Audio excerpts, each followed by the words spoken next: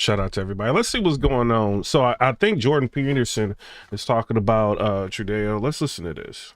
First, we are in the weekend of Thanksgiving, and everyone has a different reason to be thankful. We're in a month now out from the new administration taking over, and less than 2 months from Inauguration Day. Hope is on the horizon for many. And on the heels of the historic election, the acceptance of President Trump is signaling, in my view, a shift in America. There's an optimism that I feel, and possibly it's going to ripple throughout the world. What changes do we expect to see in this country with Donald Trump about to take the helm again? Let's ask author of a brand new book, We Who Wrestle with God, a great friend of the show. Yo, did y'all read this book? I haven't read that yet. Jordan Peterson, We Who Wrestle with God. I'm indecisive about like Jordan Peterson. I like a lot of what he stands for, but do cry a little bit too much for me, bro. I ain't gonna even hold you. But it says, what is the title? It says Dr. Jordan Peterson tears into Trudeau and his 14-year-old mentality. We're going to listen to this. Shout out to I'm Just a Vet. Appreciate you for coming in. He's a member. Timothy, I see you in here. And D-Fat, I see you in the building. Shout out to y'all. If y'all can, hit the double tap the screen, hit the emojis and all of that so we can try to get into the algorithm. I know it's late, but we're going to try to do it anyway. Perceptions of the divine, and Canadian psychologist Dr. Jordan Peterson. Dr. Peterson, welcome back to the show. Love the blazer. We'll get to it in a moment. But first things first, what's significant about this change in leadership for America? Well, I think the primary element of significance is probably the team that has aggregated itself around Trump. And we know in some ways what a Trump presidency would be like because we already had one, but we don't know what a Trump presidency with Kennedy and Vivek Ramaswamy and Musk and J.D. Vance and Tulsi Gabbard is going to be like. And that's only a few of the people that have volunteered for service. And they really have volunteered because these are all people who have many other things that they could be doing that are. And another thing is Elon Musk is not getting paid to be Department of Government Efficiency. He's not getting paid at all to do it. He's doing it for free. So that's pretty interesting. As far as Vivek, I don't know what Vivek's compensation is going to be. I don't know if he's doing it for free or maybe just y'all understand, if you do anything with serving in an administration of a president of the United States, you are golden after that. You can write books, you can do speeches, all of that. So I don't know what the long play is with that. As far as Elon Musk, the dude is like the richest guy in the world, one of them. So, money, I don't know if that's really going to cut it for him, but Vivek is not like, I don't think he has the money of Elon Musk, so I'm sure he's going to want to be compensated properly for it. Shout out to Tim Lawson. I see you in here. And it'll be really something to see what they manage to attain. Yeah, I think Mark Thiessen told me today, he says, we haven't seen this combination since Washington teamed with Benjamin Franklin, that you have the world's greatest inventor and maybe the smartest man in the world, certainly the richest, Elon Musk, and President. Another thing is, before we get into this, Megyn Kelly ended up exposing Scarborough, so I kind of want to see that, but I think she's with Sirius or XM Radio, so I can't play that. But shout out to her, Megyn Kelly. President Trump. What I think is also helpful, and you've been at the forefront of this, Dr. Peterson, I think we're putting the cancel culture in the rearview mirror. I feel like we're getting this political correctness. I feel like the political correctness is going to be in our past. I think America is sick of it. And you notice I didn't say Republicans or Democrats? Yeah. Yeah, well, I hope you're right. I think there's one fly in the ointment, I would say, and that's the universities. The universities are overwhelmingly dominated by progressives among the faculty, but even more to the point among the administration, and that radically outnumbers the faculty. And it's not obvious to me at all how that's going to be turned around. And because virtually everyone who controls everything is run through the higher education system, that's still a dreadful flaw. And it's also the case for K through 12. Half the state budgets are K through 12 education, and they're controlled by the faculties of education and the teachers union, and the conservatives were absolutely 100% asleep at the wheel to allow that to happen. For decades. So the progressives still dominate education. So I want to move on and talk about your home country. We have Justin Trudeau, who came out and starting to realize, if you don't mind, I do this. What do you guys in the comment section? What do you think about Trudeau?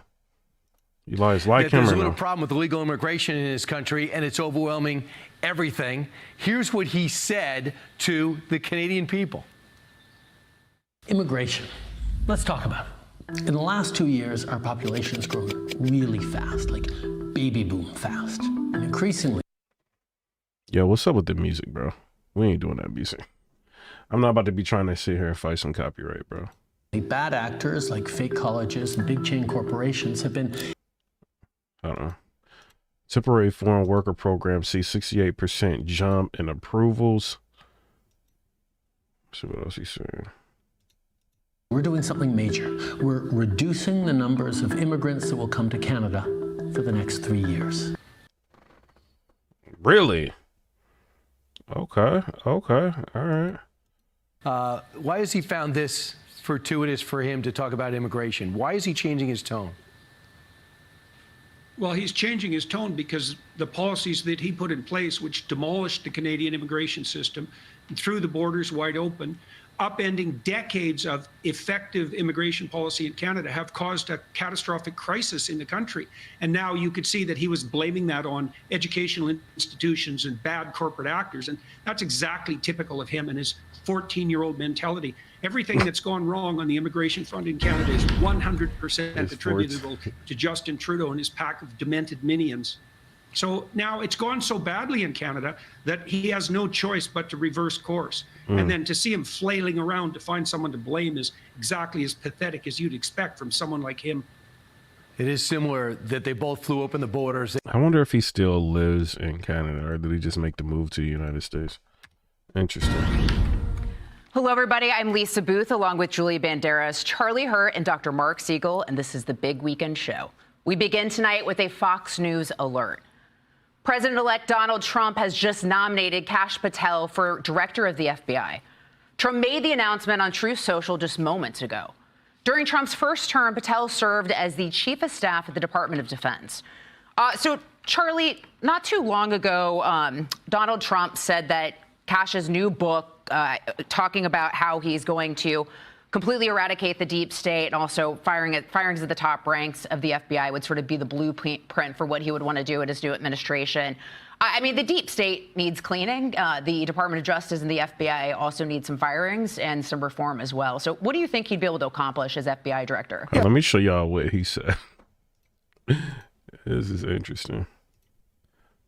Real quick. Hold on. Let me show y'all this. Print has gotten so freaking. Yeah.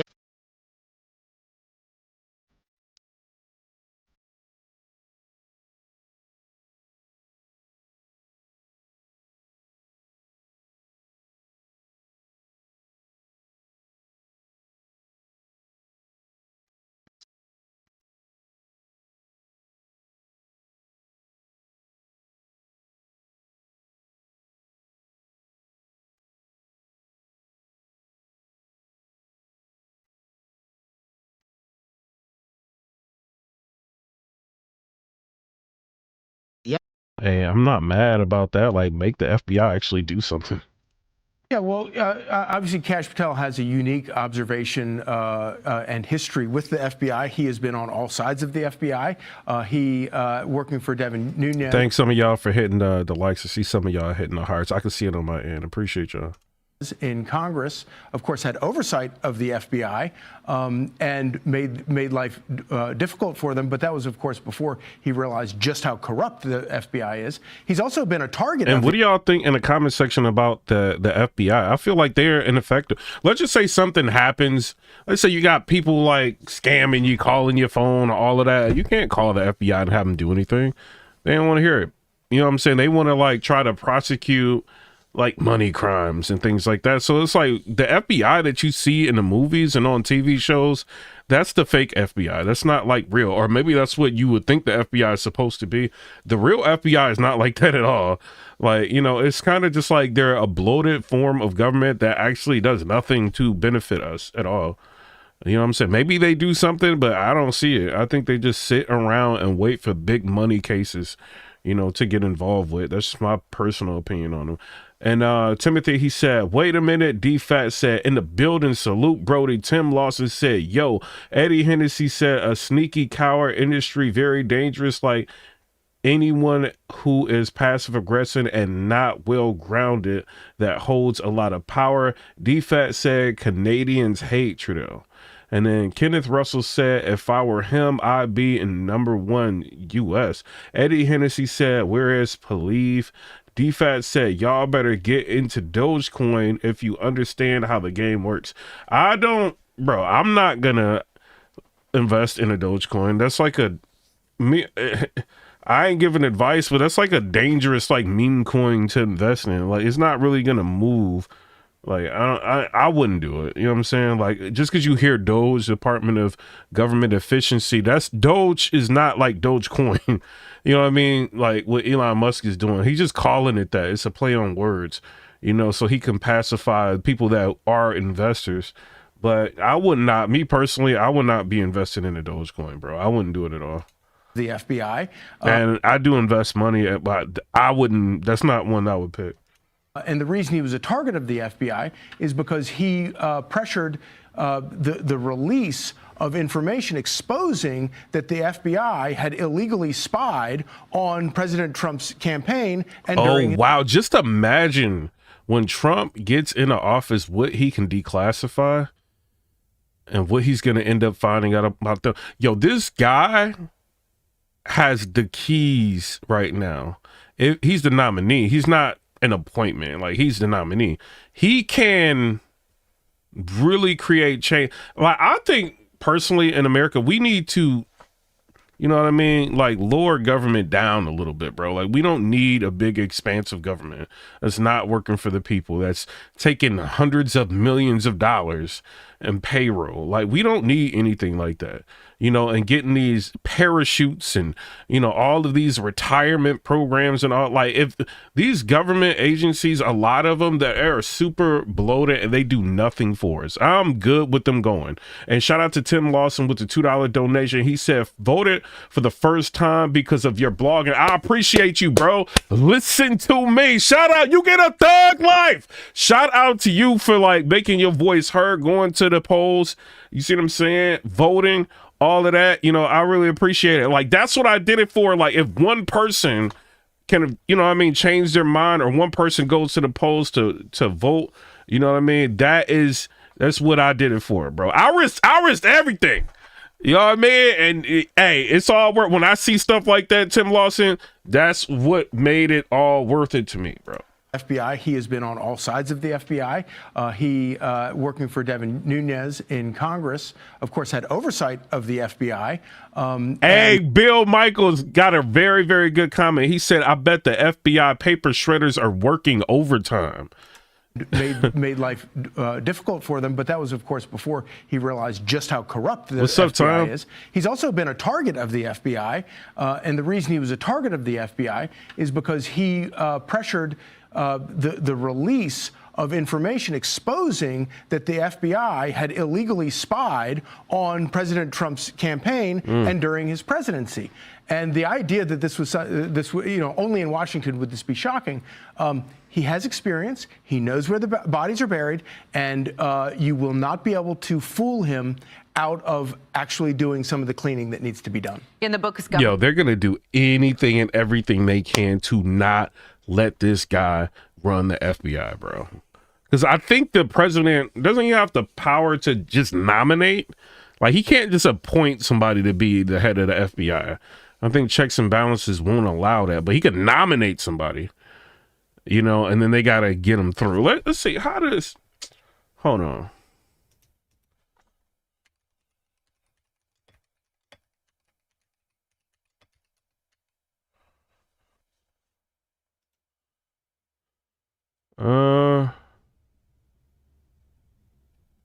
Yeah, it's just going to give you, like, stuff on that. AP, Trump taps Kash Patel for FBI director, an ally who would aid in his effort to upend law enforcement.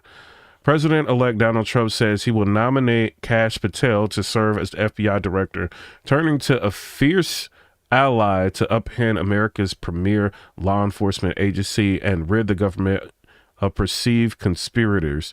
It's the latest bombshell Trump has thrown at the Washington establishment and a test for how far Senate Republicans will go in conforming his nominees. So the Senate Republicans have to confirm him. Okay. So he can like give them the nod, but they have to confirm. All right. So the selection is in keeping with Trump's view that the government, law enforcement, and intelligence agencies require a radical transformation and his stated desire for retribution against supposed adversaries. All right. So y'all remember when Trump was debating Kamala Harris and he was giving you like statistics of the like what crime statistics was. So allegedly, right, Trump had said numbers that was correct, right? But they waited until after the debate, you know what I'm saying, to after all the fact checking and everything like that, they waited. Then after that, you know what I'm saying, when nobody was really paying attention, they ended up posting what Trump had said the numbers actually was.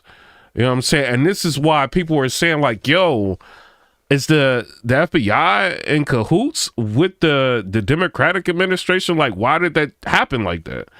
So I don't know. I'm just saying what people are saying in different, you know what I mean, places online and stuff like that. I don't know if it's true. That's all I'm saying. I do remember the debate. He got fact checked on a lot of what he was saying. And so people are thinking like FBI didn't publish numbers because they didn't want him to look favorable in that presidential debate. So I don't know. This is very interesting. It said the selection is in keeping with Trump's view that the government, law enforcement, and intelligence agency require a radical transformation and his stated desire for retribution against supposed adversaries. It shows how Trump still fuming over years of federal investigation that shadowed his first administration and later led to his indictment, and moving to place atop the FBI and Justice Department close allies he believed will protect rather than scrutinize him. Patel played a pivotal role in uncovering the Russia hoax, standing as an advocate for truth, accountability, and the Constitution. Trump wrote Saturday night in a social media post. The announcement means current FBI Director Christopher Wray, I heard a lot of things about him, must either resign or be fired after Trump takes office on January 20th. Wray had previously been named by Trump and began the 10-year term, a length meant to insulate the agency from the political influence of changing administrations. In 2017, after Trump fired his predecessor, James Comey. That's crazy. They can just like, oh, we're doing term limits with the FBI. The decision sets up what's likely to be an explosive confirmation battle in the Senate not long after Trump's first pick to lead the Justice Department, Matt Gaetz, withdrew his nomination. Amid intense scrutiny over sex trafficking allegations, Patel is a lesser known figure, but his nomination was still expected to cause shockwaves. He's embraced Trump's rhetoric about a deep state, called for a comprehensive house cleaning of government workers who are disloyal to Trump, and has referred to journalists as traitors, promising to try to prosecute some reporters. Listen, I don't think that the FBI is going to allow this nomination to go without them digging and trying to figure out what is going on with Patel. That way they can give whatever information they can give to the appropriate parties, right? Because the people at the FBI got to understand and realize that if Patel gets in there, which I'm rocking with Patel, like, don't get me wrong, like, but if we playing devil's advocate right now. If Patel gets in there, he's going to reduce the size of the FBI. So their jobs are on the line and at risk. They're going to try everything that they can to try to make sure Patel doesn't get in. So there may start being some crazy claims like they did with Matt Gaetz, right? Oh, Matt Gaetz, he, you know what I mean? He was paying people for, you know what I'm saying, like doing all of, like they did everything that they could with Matt Gaetz, right? They combed through his bank statements, combed through his cash apps, everything, saying that he sent like two women like upwards of like $10,000. What did he send that money for? They did everything that they possibly could to Matt Gaetz to get him to step down, you know what I mean, from being like a potential, you know what I mean, like running that. So I don't know. Y'all tell me what y'all think. Patel, as radical as he is in terms of trying to shrink the size of government, they are not going to allow him. I don't think they will. I don't think that they're going to allow. But at the same time, the Senate is Republican now. I think Trump's got a trifecta, right? He's got the Congress, he's got the Senate, and then he's got the House. So he's got a trifecta. I wish they would have let, I forget who they, I can't remember the dude's name. Like, I've been like up all day. But it was somebody that everybody wanted to be confirmed, right? And I don't think the guy is going to be running the Senate. I think it's like somebody else is going to be the head of the Senate. You know what I'm saying? So I think that's like an issue. But I mean, with the Republicans running the Senate, Trump should be able to get what he wants. You know, but who knows? Trump's nominee will have allies in what will be Republican-controlled Senate next year, but his picks are not certain of confirmation. With a slim majority, Republicans can only lose a few defectors in the face of expected unified Democratic opposition, though as Vice President J.D. Vance will be able to break the tie. Yes! Thug life!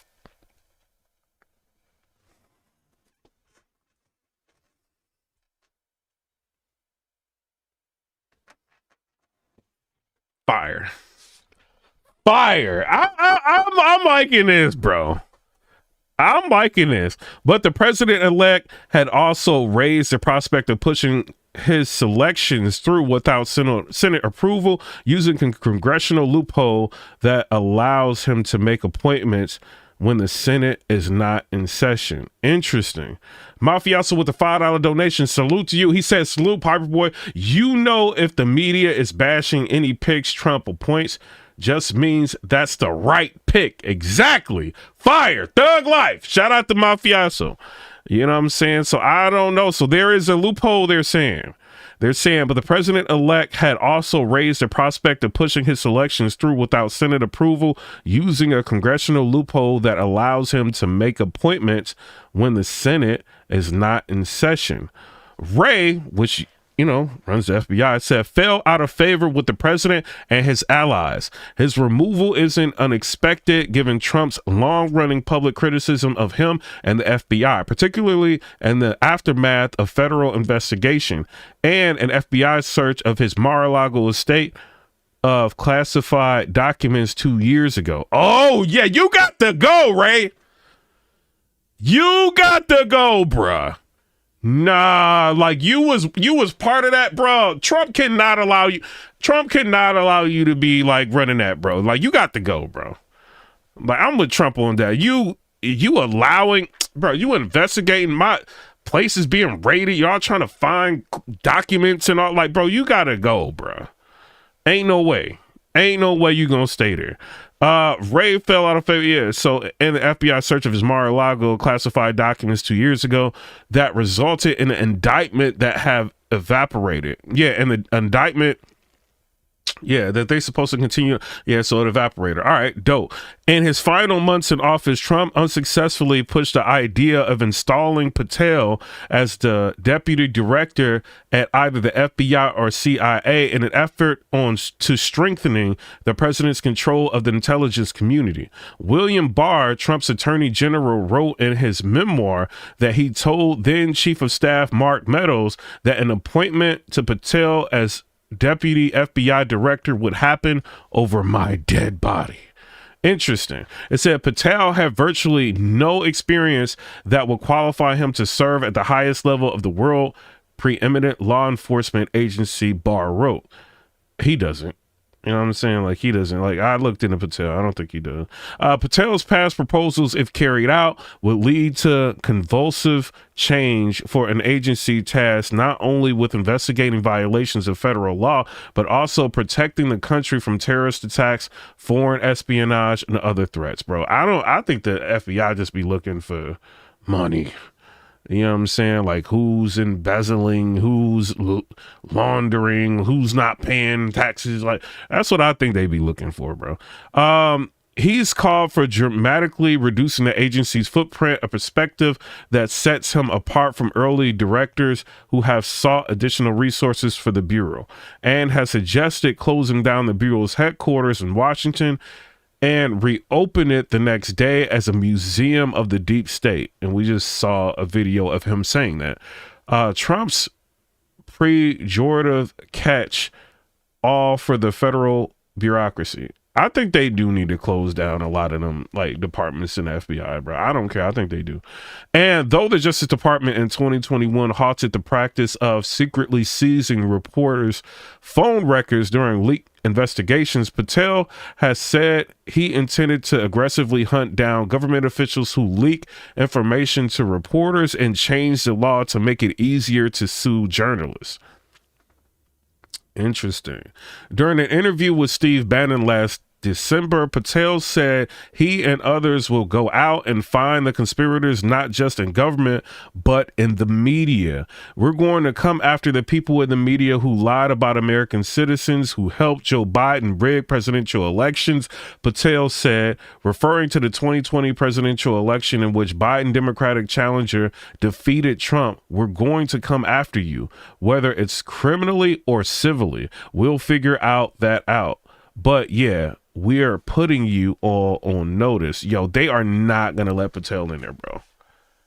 Ain't no way. What y'all think about that? Ain't no way, bro. Trump also announced this Saturday that he would nominate Sheriff Chad Cranister, the top law enforcement officer in Hillsborough County, Florida, to serve as administrator of the Drug Enforcement Agency. He has worked closely with Trump's choice for Attorney General Pam Bondi. Yo, I like this Patel dude, bro. I don't care. I like this dude, bro. Patel, the child of Indian immigrant and a former public defender, spent several years as a Justice Department prosecutor before catching the Trump administration's attention as a staffer for the House Permanent Select Committee of Intelligence. The panel, then chairman Republican Devin Nunes, Republican of California, was a strong Trump ally who tasked Patel with running the committee's investigation into the Russian interference in the 2016 campaign. Patel ultimately helped author what became known as the Nunes Memo, a 4-page report that detailed how it said the Justice Department had erred in obtaining a warrant to surveil a former Trump campaign volunteer. Interesting. The memo's release faced vehement opposition from Wray, of course it did, and the Justice Department, who warned that it would be reckless to disclose sensitive information. A subsequent Inspector General report identified significant problems with FBI surveillance during the Russian investigation, but also found no evidence that the FBI had acted with partisan motives in conducting the probe, and said there had been a legitimate basis to open the inquiry.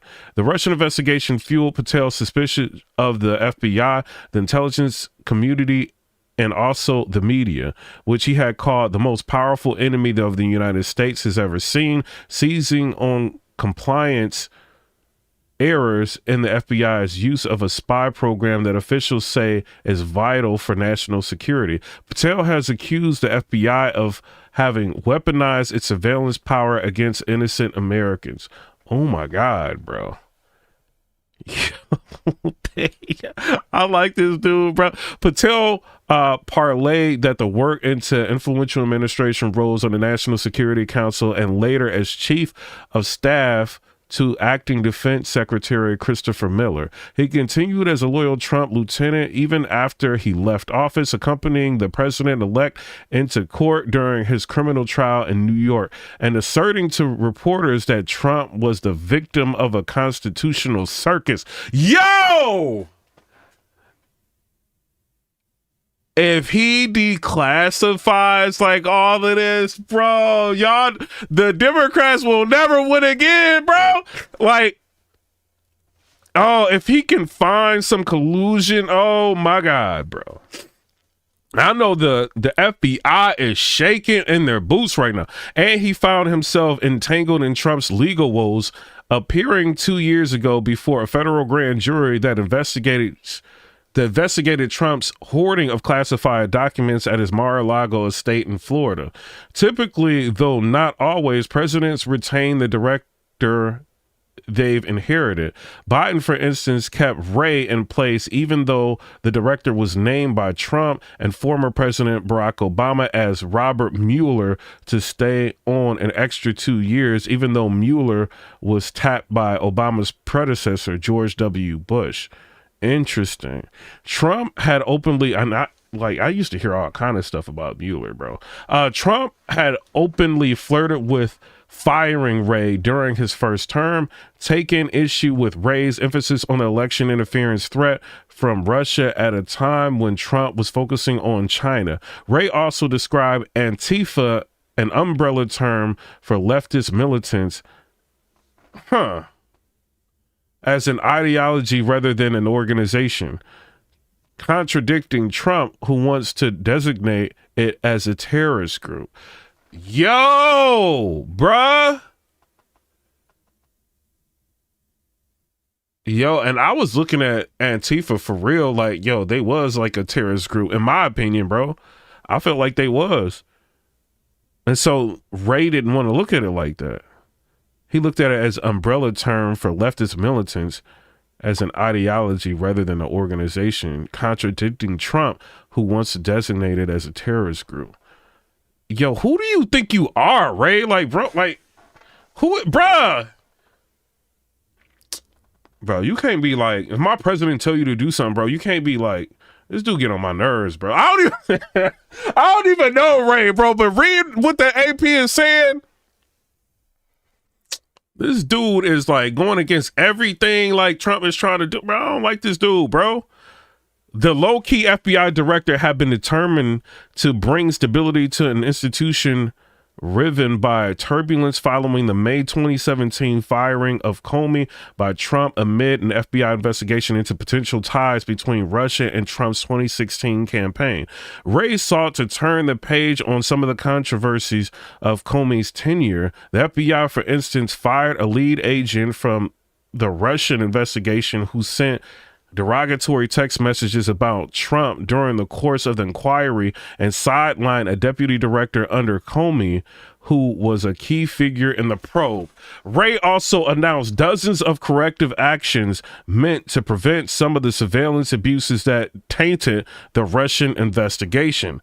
The FBI has aggressively investigated multiple assassination attempts against Trump this year and disrupted an Iranian murder-for-hire plot targeting the president-elect that resulted in recently unsealed criminal charges.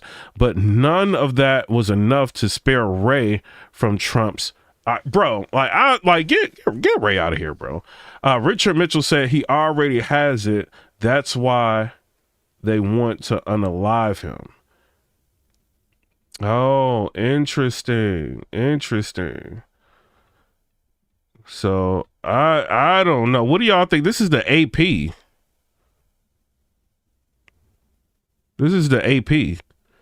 So I don't know. Y'all tell me, bro. Gangsters. So let's look at some of what Kash has done. He served as the U.S. National Security Council official, senior advisor to the acting director of national intelligence, also as the chief of staff to the acting United States Secretary of Defense, all during the Trump administration. So, Julie, this is someone that Donald Trump trusts, right? Yeah. And we saw him face the deep state during his first administration. We all remember the Russia. Yeah, I'm reading the AP, and the dude said, "Oh, this is misinformation, bro." How? I'm reading the AP. Like, get out of here, bro. Like, get off my. dick, bro. Like, what is, like, get out of here, bro.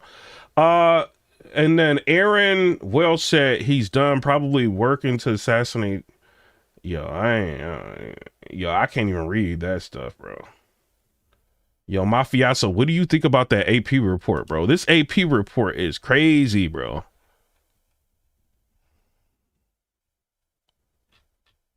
That's interesting. Russia hoax. We also remember the 51 former intelligence officers who lied to us, telling us that Hunter Biden's laptop was Russian disinformation. So it's important, particularly in the role of... Yo, bruh! I really want to know what was going on with Hunter's laptop. What y'all think about that? Like, have y'all been wanting to know? There's like a whistleblower that came out talking about that. I'm not saying this is true, right? But this is what the lady is saying, right? She's saying that they approached like CBS, like telling them about like what was going down like with the Hunter laptop, and then they didn't want to like pursue any investigation, any investigative journalism on it. So it's like, come on, like CBS, like what is y'all doing? Like y'all don't want to invest. Like, yo, I want to know what's going on with it. Hopefully somebody ends up putting information out. I could say a whole lot of what they saying, but I don't know if that's true or not. You know what I'm saying? So I can't wait till that gets declassified because I want to know what is going on, bro. Of FBI director, for him to have someone that he trusts. Yeah, and there is a history of a lot of deep state, if you want to talk about the deep state politics here, but in the FBI in itself, just trusting the FBI. I mean, we have not trusted him in past administrations, the FBI in general. The directors and former directors and also members of the FBI have been leaking information to the press in order to advance their political purposes. And the FBI should not be a place... Yeah, I'm going to set it to subscribers only because it's like almost 30,000 people in here. And I like reading, comments from people that's supporters, bro. I don't, like these people are just coming in here trolling. I don't want to. The FBI has a role, and the FBI has really lost a lot of credibility. I mean, the FBI does not have credibility. So I think he obviously there's going Richard Mitchell is a member on the channel. Let's see what he's saying. He said the laptop was more than one. It was more like 3 or 4 with business deals involving Joe Biden. We don't know what's on the laptop. I mean, I've heard like, there's multiple different stories I'm hearing about it, right? People are saying, oh, he's saying the N-word and stuff on the laptops. It's all kind of business deal. We don't know. You know what I mean? Until that's like declassified, they figure out what's going on. It's declassified and I don't think we will ever really know until Trump gets in office. You can speculate on it all day long on what you want to say. You see what I'm saying? But I don't think we're going to really know what's going on with the Hunter laptop until Biden is out of office. When Biden's out of office, Trump gets into office, we'll end up knowing what's up. And especially with Wray being in the FBI and all of that. Bro, once Patel gets in there, all of this, then we'll start getting some real, answers to what's going on. Going to be backlash. Everyone's going to criticize on the left that Donald Trump has yet once again picked another, conservative who happens to also be a friend, who happens to be an ally. But that's kind of what you need in this White House, because if you don't pick people that you trust, then that's when the leaks happen and that's when the backstabbing happens. And for once, he's got people surrounded by him. And I know that Trump is very much a loyalist and he believes in the people that are loyal to him. And so that you're not going to be getting that with Kash Patel and with a lot of other nominees that he's chosen to elect. Yeah, and this is someone who's also faced 2 assassination attempts as well, right? So he really needs people he can trust his inner circle. I think that the key point... Exactly. Yo, being a president ain't no joke, bro. This is mad serious. You got to make sure everything that's in... Bro, your team got to make sure everybody's all the way right, bro. Mafioso with the $5 donation. He said Patel gonna release the Diddy list and the Epstein list and the JFK files. These people in power are shook. Thug life. Trump trying to drain the swamp. I can't wait. That's all I can say. I can't wait for that. I can't wait for all of the censorship to be lifted. I can't wait. He got to get in there. I can't wait for Trump to get in there, bro. Points that have been made. He's cleansing. He's cleansing the FBI here. He's cleansing Department of Justice. He wants loyalists. You talk about loyalists. Yo, hit the emojis, hit the likes, hit all of that. We got, I know it's late. People watching wrestling and all that. Shout out to them. Like, just hit the likes. We got a lot of competition. Mitchell is a member on the channel. Shout out to you. He said, do you think they'll release them that still haven't released who assassinated JFK? No, I don't think they're going to release that.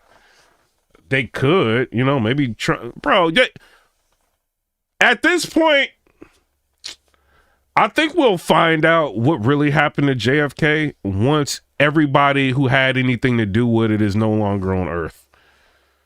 You see what I'm saying? That's when I think you'll really find out. Right now, you know what I'm saying? Like, it's too close to people who may still be alive, bro. So even if Trump gets in there, I don't think he's gonna, you know what I'm saying? But I don't know. Like, Trump is radical. Like, normally when he says he's gonna do something, he's one of the few people in politics that actually does what he says he's gonna do.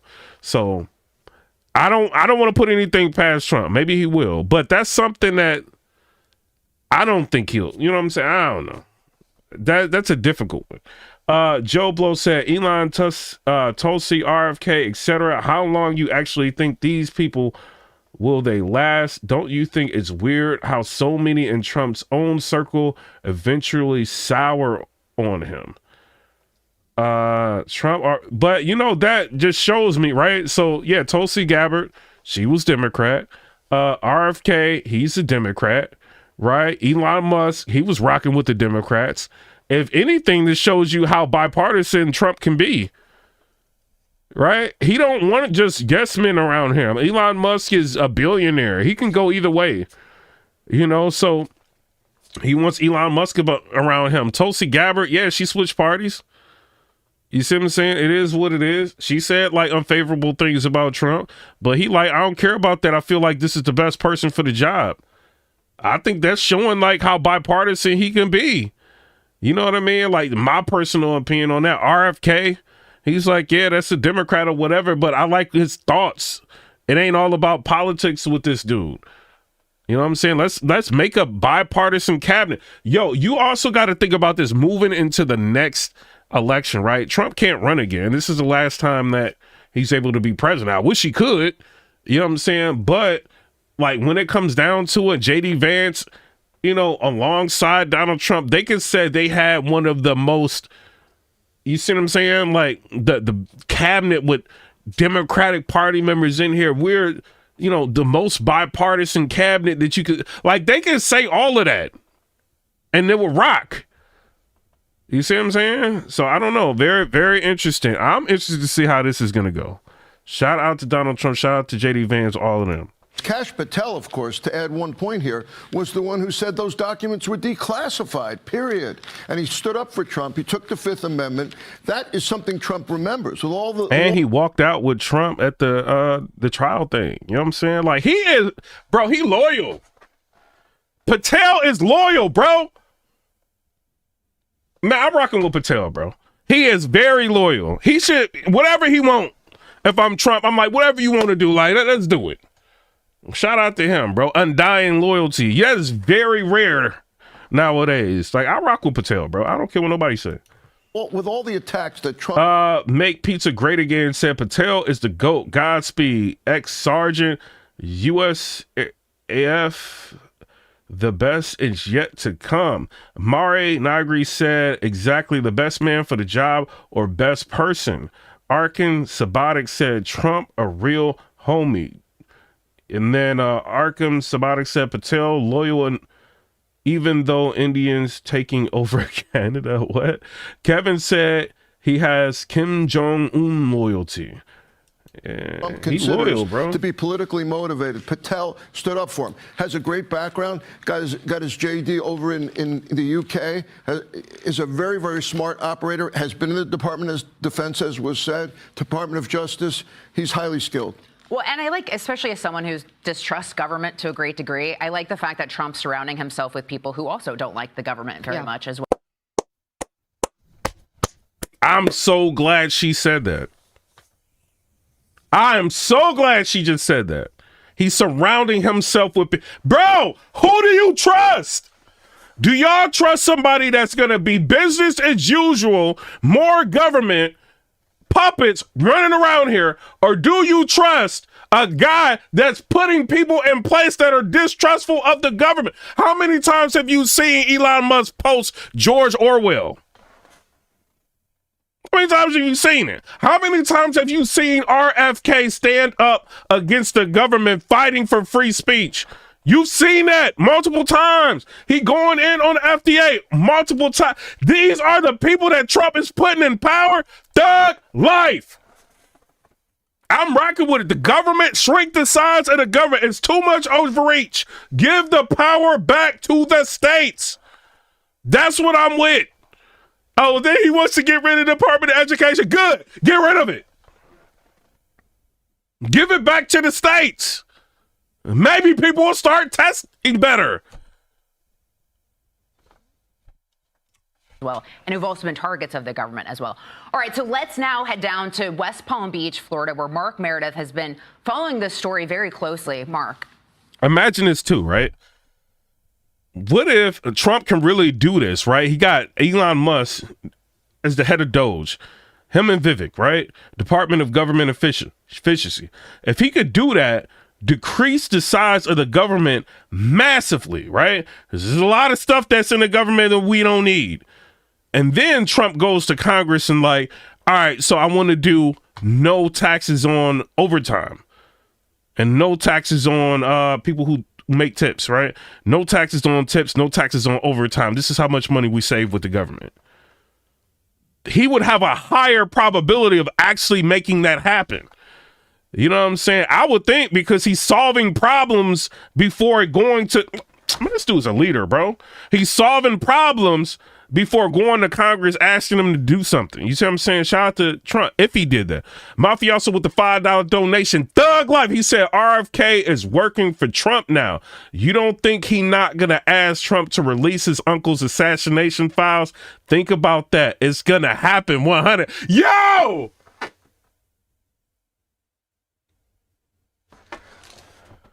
Yo, that's a fire comment, bro. That might be comment of the year right there, bro. That might be comment of the year right there. Yo, you right, man. Like yo, that's crazy. You right. And then Mari said, I think he should give them a free passport with a one-way issue out of the state forever. Never allowed back into the USA. Huh. Good evening. You're right. I sure have. I'm glad I didn't make dinner reservations for tonight because these nominees are coming out at a pretty much rapid. Speed Racer 057, a subscriber said, Elon said there's 458 organizations that overreach each other. He wants to bring it down to 99. Interesting. Pace. We've also learned that there's going to be a new nominee to head up the DEA, the Drug Enforcement Agency. But I have to go back to the main story at this hour is that President-elect Trump plans, once he makes it to Washington, to nominate a new FBI director who would then, if confirmed by the Senate, take over from Christopher Wray, who filled the job after James Comey was fired back in 2017 as well. Now, Trump has been talking about trying to shake up the FBI for years, and obviously Kash Patel, if confirmed, would be able to do that. He has spoken out quite a bit about what he says is a deep state unelected cabal of tyrants who he thinks are trying to sabotage those that have been elected, including President-elect Trump. There had been rumblings that Patel could end up at CIA. The FBI post was also being out there. Yo, New York Post, guess what they posted? New York City is now home to over 58,000 criminal migrants, including over 1,000 gang members. Yo, what? Nah, bruh. Yeah, let me show y'all this.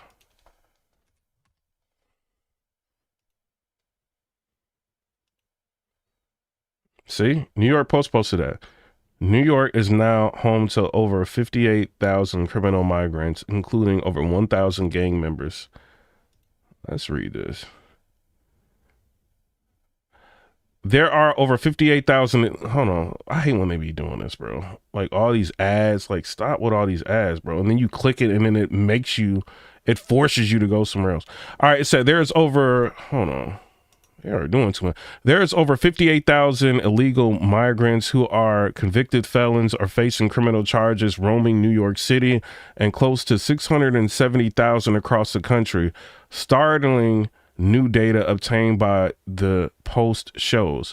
Of the 759,218 illegal border crossers living in the Big Apple, the feds were aware as of November 17th, a jaw-dropping 58,626, 7.7%, were either previously convicted of crimes or had criminal charges pending, according to U.S.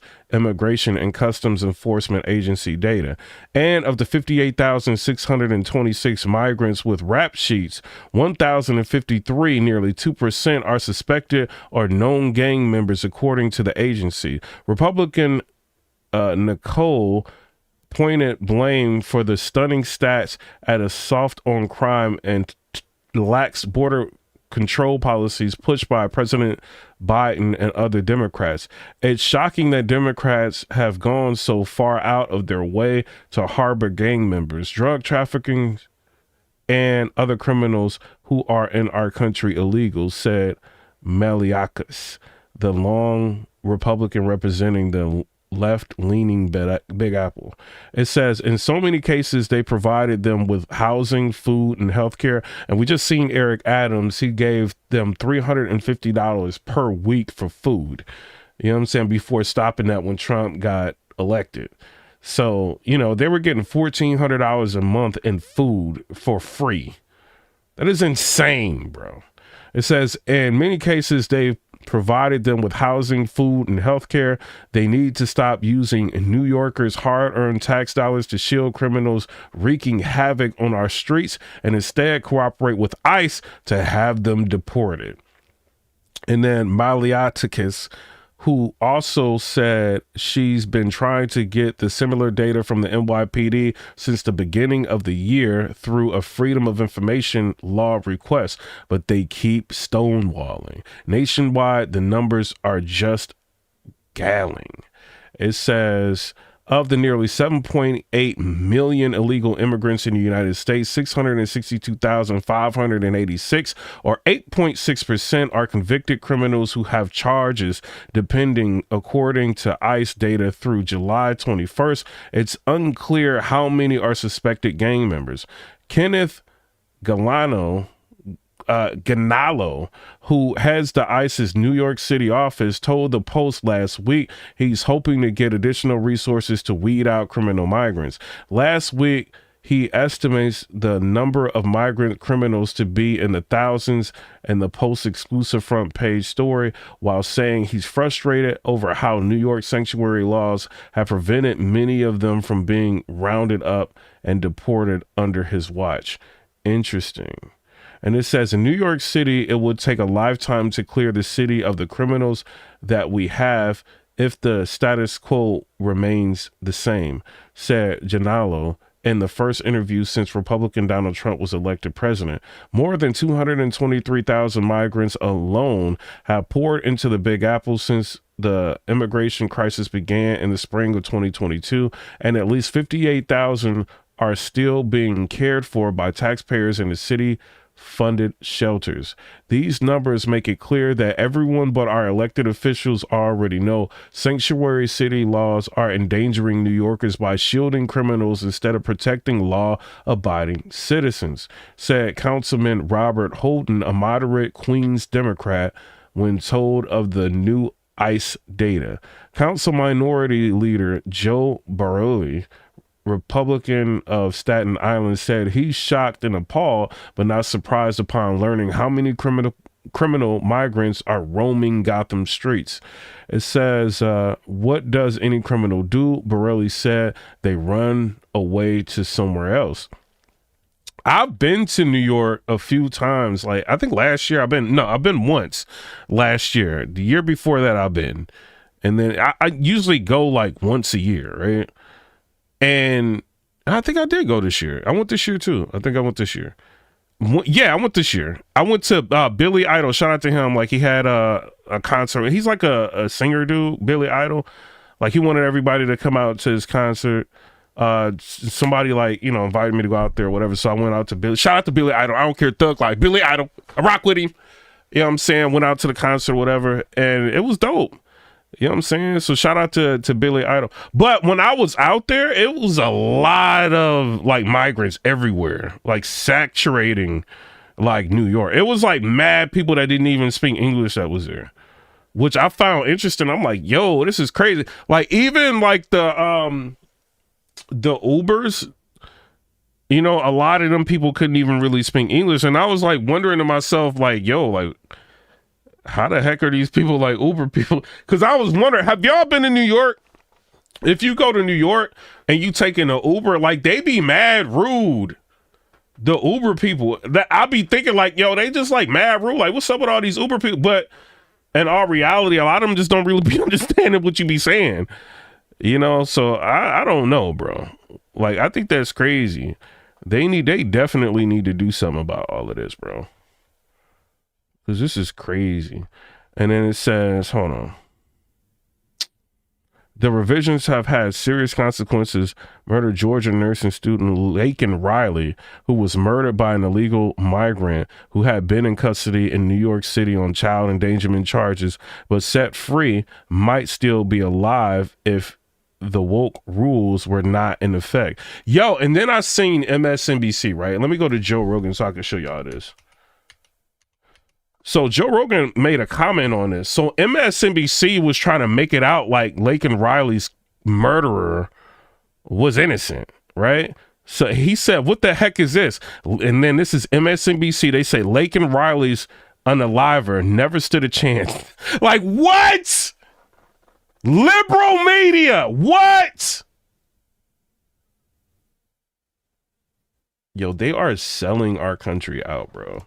As somebody talked about, but we didn't expect this announcement tonight. Now, one of the big questions going forward is what kind of reception he will get up on Capitol Hill. We saw what happened after the Attorney General nominee, Matt Gaetz, was announced. Trump said he was going to stick with him, that he felt like he was very confident in him.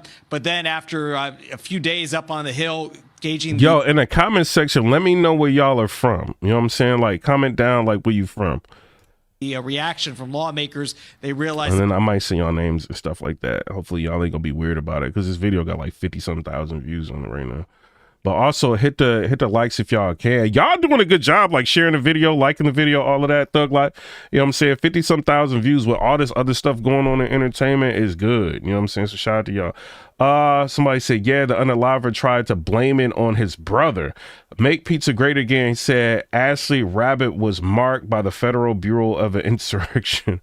Doc Holliday said he's from Georgia. Vicky Morawski. Yo, that's a dope name, Vicky Morawski. That's a dope name. You say you're from Colorado. Make Pizza Great Again said Daytona Beach, Florida. Yo, you living a life. Make Pizza Great Again. It's dope over there. That they weren't going to be able to get their nominee through. Dre I don't know said what kind of reception Kash Patel is like. Yo, you watching all the way from Toronto? Speed Racer said Austin, Texas. Okay, dope. To get from the Senate. Obviously, the Republicans are counting on that Senate majority that they're going to have come January. That's going to give them a little bit more leverage, obviously, than they would have right now, with the Democrats still having that very small percentage where they can flip the chamber. So let's talk about what we're going to see next. Mari Nigri said, I'm in Philly right now, but I was born in New Jersey. Robert Bennett said, Rob from Cleveland. What's going on? Draco, he said, back for the Late Show Trump Life. Denise said from Connecticut. All right. We're going to have to ask about... That's one place I've never been. I've never been to Connecticut. I got offered a chance to come out there, but I haven't been out there yet. I need to see it. About Christopher Wray's response to all of this right now. Obviously, he is not going to be Trump's pick going forward. My understanding is that he had said he had not planned to go anywhere after he had already been confirmed back, he said, in 2017. So he's going to simply be out of a job, but whether or not it's going to be Patel or somebody else going forward still yet to be seen. If it's okay with you, I'd like to read what Trump had to say about his nominee. He said he wants him to serve because he's a brilliant lawyer, an investigator, and an America First fighter who has spent his career exposing corruption, defending justice, and protecting the American people. Now, what we will also be looking to see is how, if confirmed, Patel would want to shake up the FBI. Obviously, there's been so much focus on the FBI's role. Hey, Speed Racer, what is you doing? Get back here, Speed Racer. What you doing? RB said Arizona via Thailand. All right. And then Kash Patel is dope, but Candace Owens would be a great contender. Not for the FBI. Not for the FBI. She cool though, but no, I think she would be like, I think what they should do, like, I think they need to make her like speaker. You know what I'm saying? Like Candace Owens just, you know, like when she comes out and tells you what the president is doing. Yo, that would be lit. Cause you gotta think, she want the confrontation. Let one of these reporters get smart with Candace Owens. Oh, it's going down. Candace Owens ain't about to play with these reporters. Let them talk crazy. Nah, bro. Let MSNBC and CBS get up in there. CNN talking crazy, and Candace Owens is on that podium. It's going down. Facts. So, hey, Trump, you might want to go with Candace Owens. I think that would be dope. Shout out to Candace Owens. Back in 2016, as it began investigating Russiagate, and we have seen, of course, those hearings that have happened for years where people were trying to find out who was trying to control some of the behind-the-scenes action as they were investigating Trump. Trump making it very clear he's not happy with the FBI. Hey, a subscriber said California. California. Yo, RB says she would be fact checker control chief. Swam P Don said, oh, you from Arkansas? Oh, that's dope. I've been to Arkansas before. Mari said, oh my God, I want to see her come out at least once a week. Bro, I would be tuned in. If Candace Owens came out as a man, listen, you know it's going down. You know what I'm saying? And she gonna do a video on it too. She gonna go off on CNN. Then she gonna upload a video on YouTube. Hey man, she gonna be so lit. I would love that, bro. That would be dope. Yeah, and this certainly would be a shakeup. Guys, back to you. It sure is, Mark. Thank you. A little breaking news to keep things exciting around here. Charlie, how do you think Kash Patel being picked as FBI director, how do you think this will be received on Capitol Hill? You know, what does this fight look like for Trump to get some of these guys through? Oh, there will definitely be a pretty good freak out on Capitol Hill among Democrats. You think? I don't think that there will be as much resistance. The problem for Matt Gaetz was that he started finding resistance among Republicans, and it had less to do with his history of work.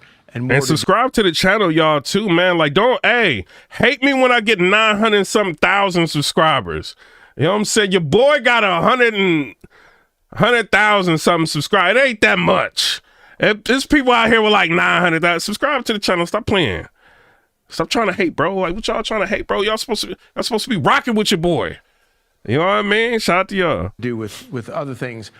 Kash Patel doesn't have to worry about that. There will be a massive freak out over the fact of what he stands for and what he promises to do. What I love about this is, there are lots of flaws with Matt Gaetz, but one of the great things about picking Matt Gaetz is that we were going to have confirmation hearings that we're going to put the Department of Justice on trial, and we were going to have a good 2 weeks of forcing the press to talk about how corrupt the Department of Justice has become and how much the Biden administration. Shout out to Doc Holliday. Subscribe. Appreciate you, bro. And the Obama administration, quite frankly, politicized the Department of Justice to go. Hey, you got a good memory. It's the fresh. He said, I remember when your friend passed. He said, blog on entertainment. Now look. Hey, that's crazy though, bro. Like, so if people don't know, I was kind of emotional. I ain't gonna lie. You know what I'm saying? My friend had passed away, right?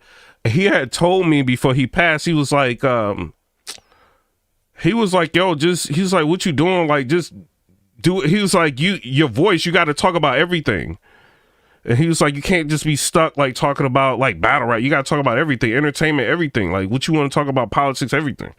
And I'm like, nah, like, I don't think it's going to work. You know how you be like negative? And he wasn't like, I didn't know he was going to pay. He ended up like unaliving himself and stuff like that. You know what I mean?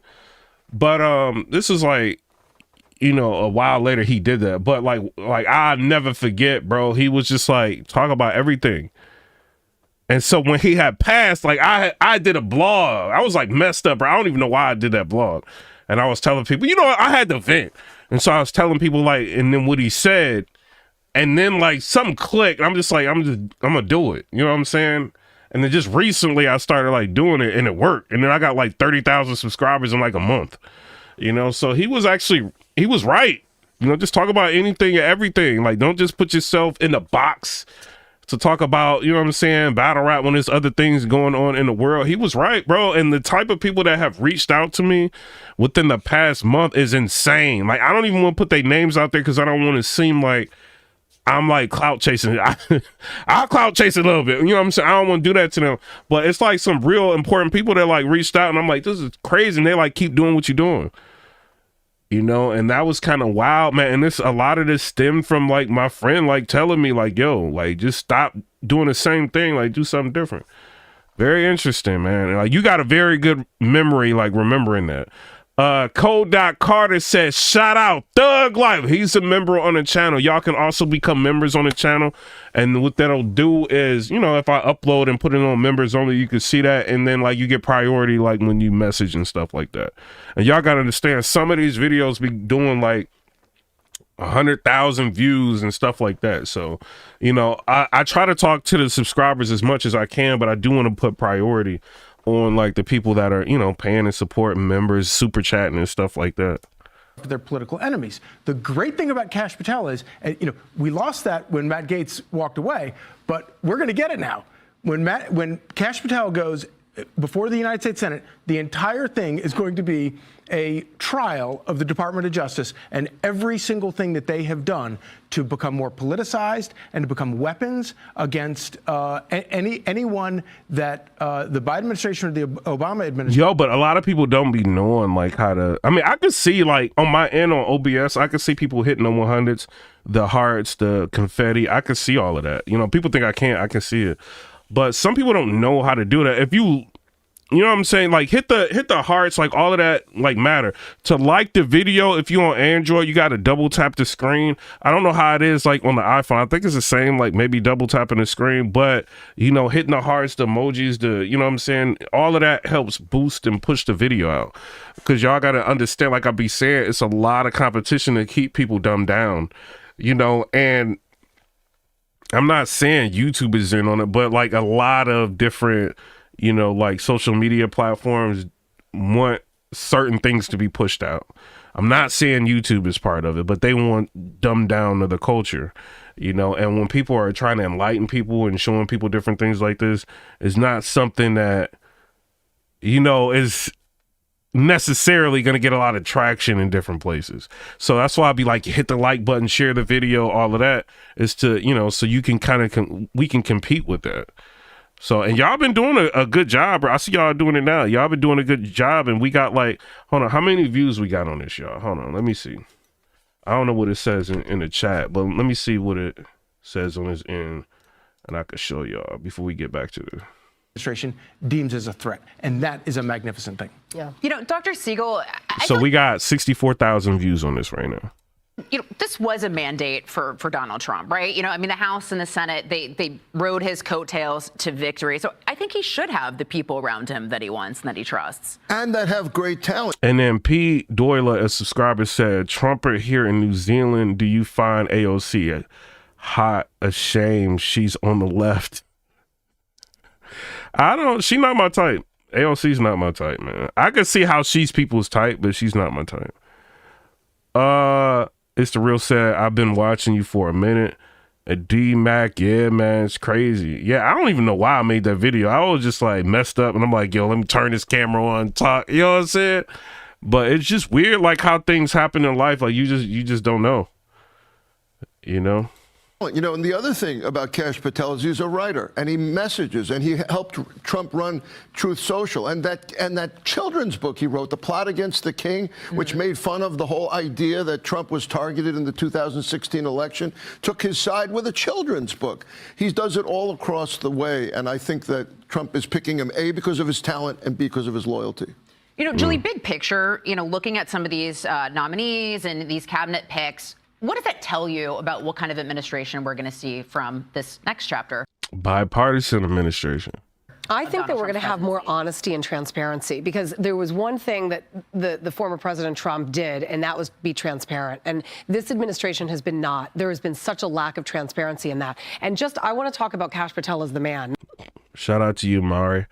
Appreciate Not you. just of the professional. I mean, he's super distinguished. He is so smart. He's so qualified for this job. So nobody out there on the left can say he's not. But he's also a good person. Yeah. He's an honest man. He wrote that children's book. He's hysterical. I love him. His personality is amazing. He's a real person. But he also, like a children's book, he is actually a co-author. The two of us wrote for the same children's book publisher, Brave Books. And so I do know him quite well, and I think he's an amazing character. Yo, I see y'all commenting about AOC. Let me show y'all what the problem is about them. Like, they be talking about AOC, but they be actually making her more popular, right? They be like trying to go in on her, but they be making her like more popular, because the stuff that they be posting about AOC. Hold on. Let me see if I can show y'all. Like, look. Bro, this ain't helping, bro. Y'all making her look like a goddess. This why people be saying stuff about AOC. They be like, oh, AOC, what's her IG? Because they be like making her look like mad good. Look, bro. This why people going crazy over AOC, bro. This is what she look like, though. So y'all, like, I see what y'all, bro, y'all gonna make people like AOC.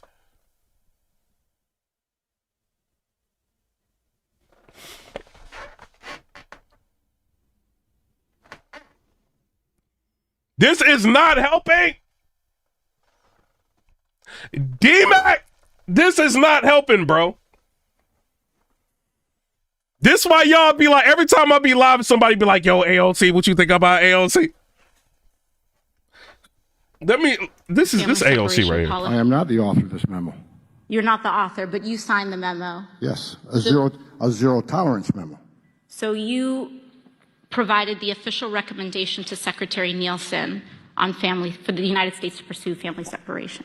I gave Secretary Nielsen numerous recommendations on how to secure the border and save lives. But it says here that you gave her numerous options, but the recommendation was option 3, family separation. What I'm saying, this is not the only paper where we've given the Secretary numerous options to... Hold on, let me see.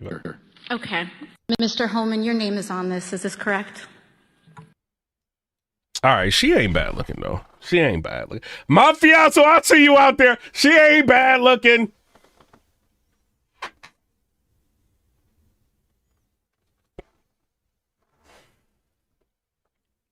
Your boy got the hiccups. I see what y'all mean. I see what y'all mean.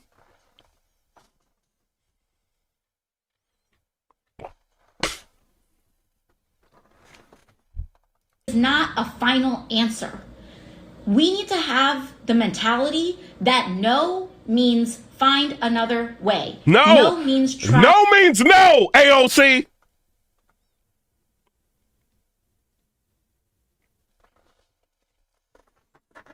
This is why I would never be in a room with AOC, bro.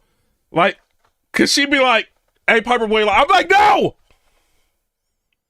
I just gotta find another way to ask him. No means no, AOC. Because no is not a final answer. We need to have the mentality that no means find another way. No means try again. No means look somewhere else. No does not mean stop trying. Yes, it does. But I mean, if she came over like that, I mean, I'm sorry, AOC. I can't tell you no. I think he's going to be a huge asset. And I think it's so important to know that he's taking good character people and putting them into the White House that we can trust, that we know that they're not going to tell us bold-faced lies every single day. These are honest, hardworking people, and I don't think you can really argue against that. Well, and Charlie, I mean, Americans overwhelmingly wanted change. Right. They didn't like the direction this country was heading in, and they wanted change, and that's what they're getting. Yeah, there were obviously key issues that that went into this past election. Immigration was one of them. The economy was another. But first and foremost, and the entire, we have talked about having like a third party or a nonpartisan candidate for as long as I've been covering politics. Donald Trump is the first person to come along who is a nonpartisan candidate, who is a third-party candidate, and he has crashed both parties. And the reason is exactly. It does seem like he's super, like, if you really think about Donald Trump, like, let's be real, bro. He kind of seems independent in his thought. Like, I know he is, like, conservative, but he's like, bro, he for getting rid of this government, bro. Not like rid of the whole like Lauren, like I rock with him, bro. I like his thinking, man. I think I don't know. I think he's making all the right moves right now. What you just said. Yeah, he's not controlled by lobbyists. He's already built a billionaire. What do you got, like $8.5 billion or something like that? Like, what you gonna tell him? He don't care. Right there. People are ready for change. They want a scalding. Man, when Trump won, bro, let me tell you, bro, I almost cried.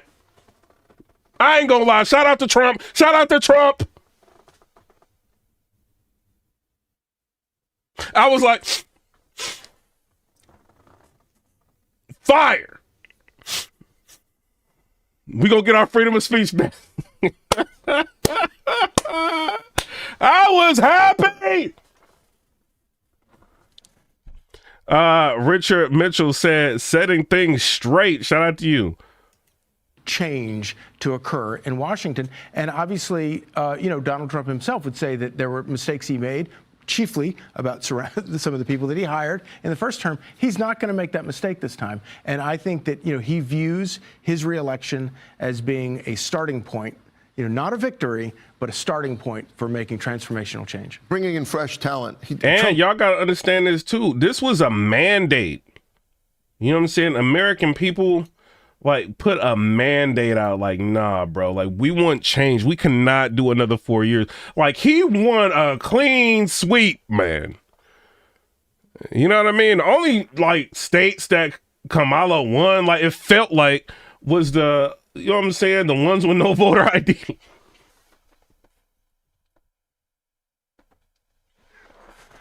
So I don't know, bro. Like, it was like Americans are tired. Doesn't really have a rear view mirror. He's not going to go back in time. D-Max said, yo, Patel finna unravel the entire narrative. It's going down. Brandon Waters said, yo, when the pledge came back to the schools, bro. Yo, I can't wait for things to go back to normal. Time to somebody that he thinks, well, maybe I'll keep him, maybe I won't. And I absolutely agree with Julie that, bro, they trying to, hey, we got 76,000 views. They trying to slow down the video. Hit the hearts, the emojis, everything. I know it's late. I know that's really what it is, YouTube. I'm joking. I know that's what it is. It's late. It's midnight. It ain't a whole bunch of people up. You know what I mean? But 76,000 of y'all is crazy. You know what I'm saying? At midnight, shout out to y'all. Shout out to RB. RB, make sure you hit all y'all, stop playing with me. Everybody in here, John, everybody, hit the notification bell so when I upload videos, y'all watch them. I do not want to upload videos and I get 25 views. Don't be trying to play me. All y'all people that just subscribed to me today, don't be trying to play me. I'm like, yeah, all right, I can upload a video now, you know what I'm saying, entertain them or whatever, and the next thing you know, I get like 19 views. Hit the notification bell. Stop playing. The bad look from the last administration, of the outgoing administration, of camouflaging everything, a sick president that was hidden from the public eye, except from physicians who knew. I mean, we need fresh transparency. By the way, get Julie Banderas' children's book, Brave Books. Shout out to Patel. Let's go ahead with Sky News Australia. My girl Rita, I don't know her. I just rock with her. She fire. You know what I'm saying? She be lighting liberals up. Let's listen to what she got to say. Panahy's show, we feature lefties losing it, and people do ask me very regularly, how do you come up with so many examples of so-called progressives beclowning themselves? And the honest answer is there is always far more material than there is time, no shortage of content. As to the question of whether we should so mercilessly mock the leftist loons, well, consider the fact that these self-delighted delusional miscreants are happy to call you a Nazi, a fascist, a bigot, for holding views like men can't have babies. They call you racist for wanting everyone to be treated equally instead of giving special privileges based on colour or ethnicity. They backed every totalitarian measure to punish those who challenge the insane COVID-era overreach, including every unscientific draconian rule. They were more than happy for people to lose their livelihoods, to be punished for not abiding by these illogical, illiberal orders. Again and again, they have shown who they are. So no, I don't have any qualms about it. Yo, Rosie O'Donnell, low-key been losing her mind lately. Mari said, I love her. She is funny as H-word. Yeah, she be cracking me up. Hey, the thing with her, Mari, is like she'll play a clip of the liberals, right? And then she'll be like, they are uniquely awful. I've been cracking up with her, bruh. She be clipping them. Mocking them silly. After all, the left has all the institutional power. They have the universities, government bodies, the big corporates, Hollywood, entertainment industry. They are ripe for some humbling. And talking about Hollywood, more than one star will feature in today's top 5 lefties losing it meltdowns of the week. Coming in at number 5 is Sharon Stone, proving that wisdom does not always come with age. Some folk just get dumber.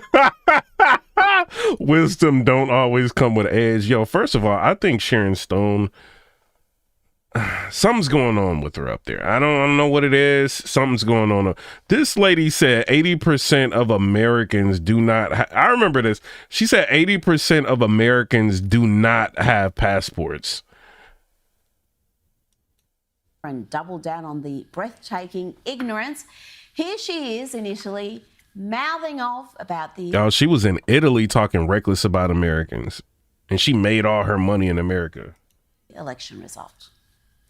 You know, Italy has seen fascism. Italy has seen these things. You guys, you understand what happens. You have seen this before. Americans who don't travel, who 80% don't have a passport, who are uneducated, are in their extraordinary naivete. Oh, she's not just bitter. She said 80% of Americans don't have passports. Let me show y'all this. Is this lady wildin'? It says 51%. How many people have U.S. passports?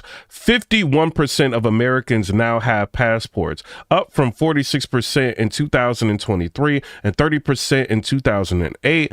There are more than 171 million valid U.S. passports in circulation, according to State Department.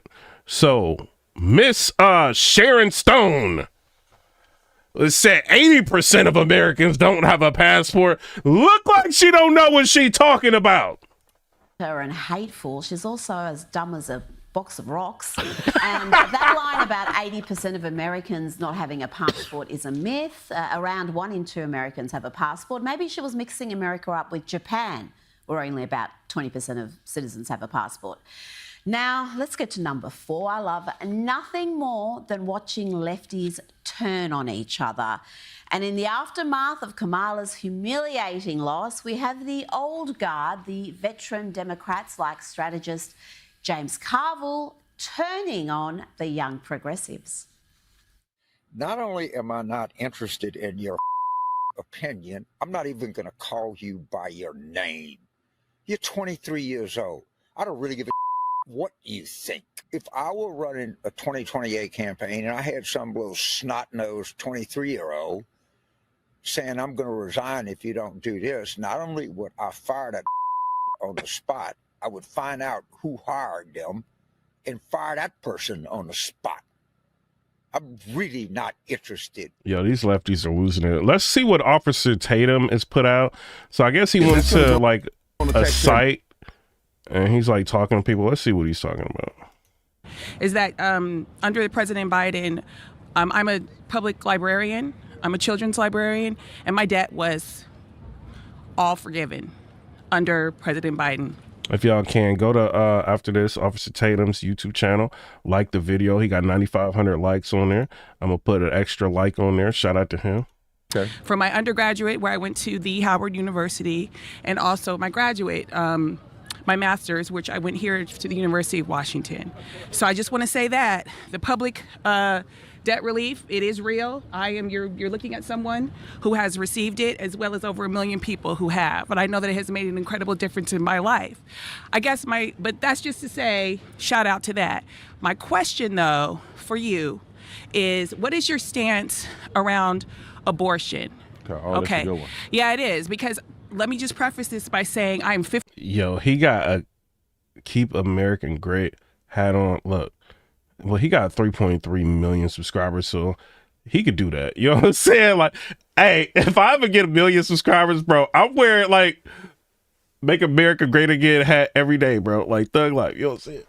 But like when you got them kind of subscribers, you can do stuff like that. But I don't know how YouTube would act with me doing that. Shout out to them though.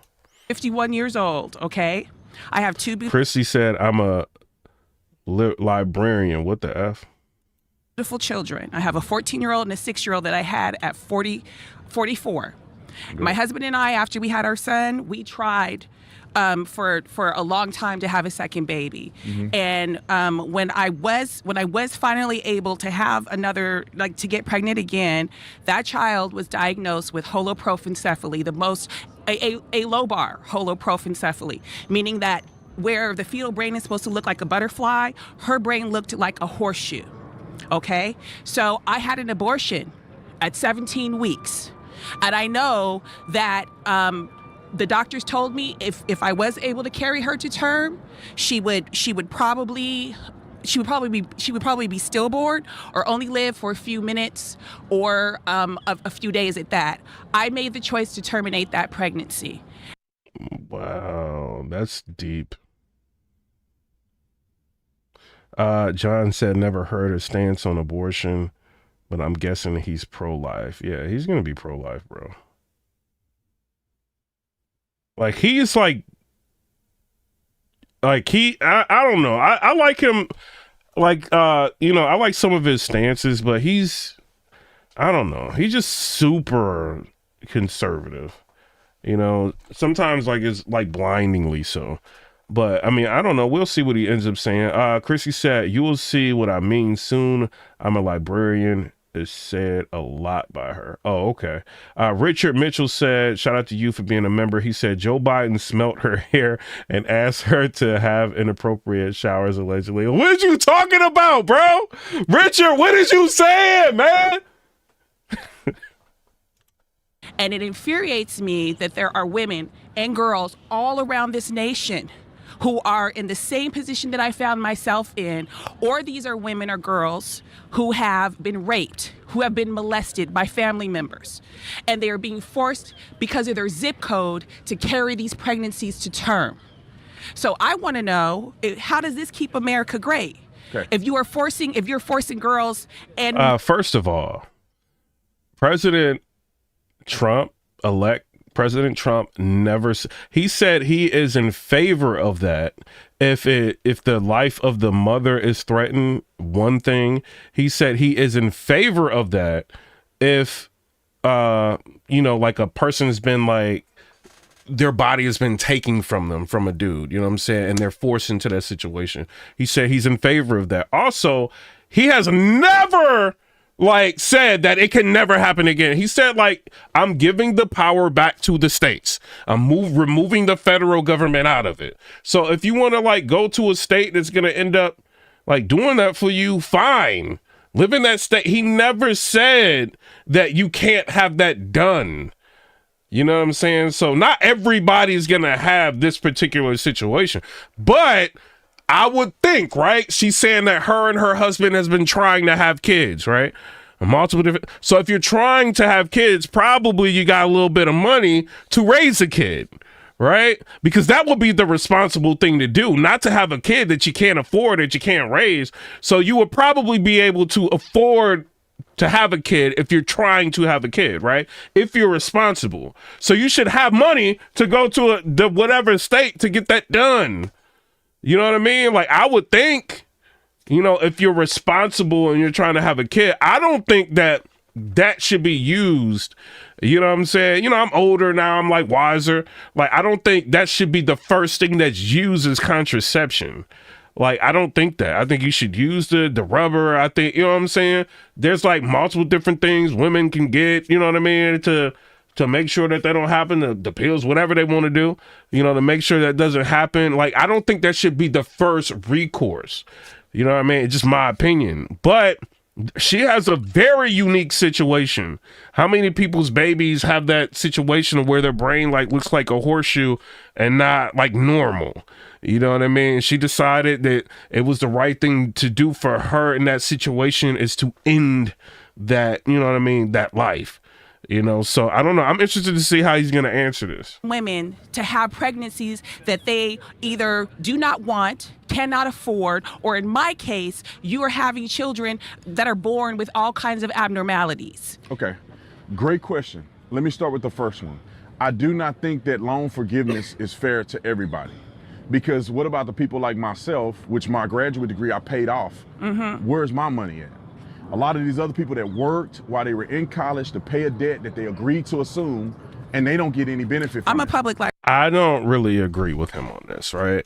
So I think, right, I guess I agree a little bit to where, like, you can't, in my opinion, if you going in there and you getting like a master's degree in art, you know what I'm saying, or a bachelor's degree in, like, you know what I'm saying, something silly, then, you know, like loan forgiveness and all that, it's like you kind of like put yourself in that situation. Like, you can't be having, you know what I mean, like degrees that ain't gonna really do nothing for you. Like, you should be smart enough to know that. So, like, I'm both ways on it. I feel like you should have to pay that back. But then on the other end of it, it's like, you know, other countries, like, they value education so much to where they don't make you go into crazy debt just to get a degree like they do in America. You know what I mean? So maybe the education system, if the federal government wants to get involved of it should be restructured. You know what I mean? But as far as like the loans, that's what's really messing people up in America. You're trying to get ahead, and then you're trying to, you know, get the degree or whatever you think is going to end up making you the money, which is all these fake degrees that all these college degrees that don't mean anything at these institutions, you know, and you believe and you end up getting a degree and finding out it's not going to make you no money. That's an issue on them, you know what I mean? And then they got to live with trying to pay it back. You know, so I don't know. Like, I'm back and forth on that. I also think like these colleges need to be like, if they want endowments and all, like these colleges need to stop putting up these degree programs that are not going to do anything for you.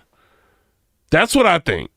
You know what I'm saying? Or like have them at a reduced cost. If you want to get like a bachelor's in art, let that be like a reduce, like maybe the government should step in like, yo, these are the degrees that are not beneficial from when you graduate. You know what I mean? That have not shown that people that have these degrees, criminal justice degrees, are making like crazy amounts of money. You know, to really justify the cost of the degree, they need to be, if you want to continue to get federal funding, you know what I mean? This school, you need to drastically reduce the price of these particular programs, or you don't need to have them. You know, so that's how I would kind of look at it. That can help mitigate some of the problems, you know, and then maybe like they could, you know, but I think an issue is like doctors, people who want to be doctors and, you know what I mean? Like they got these crazy student loans, $200,000 they got to pay back. Then that ends up messing up the medical industry. Now, when you go into a doctor, you need help, they're going to charge you the max amount of money that they can and try to find like ways to keep charging you. And you see what I'm saying? So that they can get money to pay back their bills. You know, so I think that's a problem. That's an issue. If people want to be doctors, this would be like, you know, if you're smart enough to be a doctor, you can pass the MCATs, you can do all of that. They need to have some sort of program to where doctors don't, and we need more doctors, right? You got all these nurses and nurse practitioners and physician's assistants, but you barely got any doctors because it ain't really worth it. You're going through all this school, you're going to have all this debt. By the time you pay back the debt you owed, you know what I'm saying? So they need to drastically reduce the cost of stuff like that we need, you know? And if people want to become doctors, they become doctors, you know? But like these like liberal arts degrees and all of that, like that don't really make money, like they need to be reduced in price. You know what I mean? The government needs to step in and do something. Otherwise, you're going to have all these people with these whack degrees that ain't doing nothing for them, wanting student loan relief. That's what's going to happen. But I'm interested to see what he's going to say about this. Let's let him talk. Librarian, sir. I'm just saying. I work for the people. Me and Kamala have only Me and Kamala have only had one. We've only had one client that we've ever worked for, and that's the people. Okay. But he's saying that people need to pay. Let's rewind it. He's saying that people need to pay these loans back. We're having children that are born with all kinds of abnormalities. Okay. Great question. Let me start with the first one. I do not think that loan forgiveness is fair to everybody. Because what about the people like myself, which my graduate degree I paid off? Where's my money at? A lot of these other people that worked while they were in college to pay a debt that they agreed to assume, and they don't get any benefit from I'm a public librarian, sir. I'm just saying. I work for the people. Hey, wait, hold on. Because y'all know I got to react to it. Jeremiah, the prophetic, said librarian government job versus special needs child. Well, somebody said like she gonna keep saying like I'm a librarian, and she doing that. I can't remember who said that. I was looking in the comments. Me and Kamala have only Me and Kamala have only had one. We've only had one client that we've ever worked for, and that's the people. Okay, so what I think it was C. Christie that said that. Saying is that for all the people that have worked hard just like you did, but paid their loan off, what do they get in return? I was paying my loans? No, I'm saying that they paid it off. They paid it off. What do they get in return? They got screwed. Cool. No, I want to hear what you have to say about abortion, I'm though. gonna get to that point. You asked me two questions. Yeah. I'm gonna get to that point. No, I didn't ask that first one. Well, you made a statement. I made a statement. Okay, my second one was a question. I want to rebut your statement, and then I'm gonna get to the board. I got plenty of time. Okay? All right. So the first portion is that I don't think it's right that they just completely are going to forgive, and they say they're going to forgive. That's going to go on the taxpayer dollar. They didn't really forgive you. They're going to assume that debt that the taxpayer had to pay for. I'm a public so none librarian. Of that is free. I'm a librarian. Christy! Yo, she got to stop this librarian stuff. Girl, what is you doing?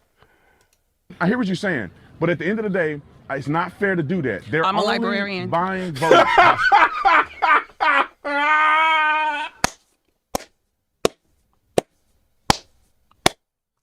Y'all, what is she doing? Saying they're going to forgive your student loans.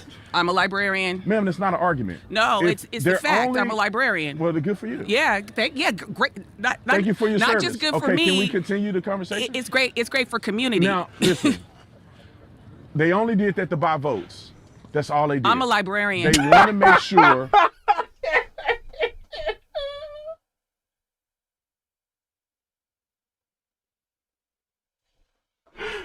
Yo, what is y'all watching this?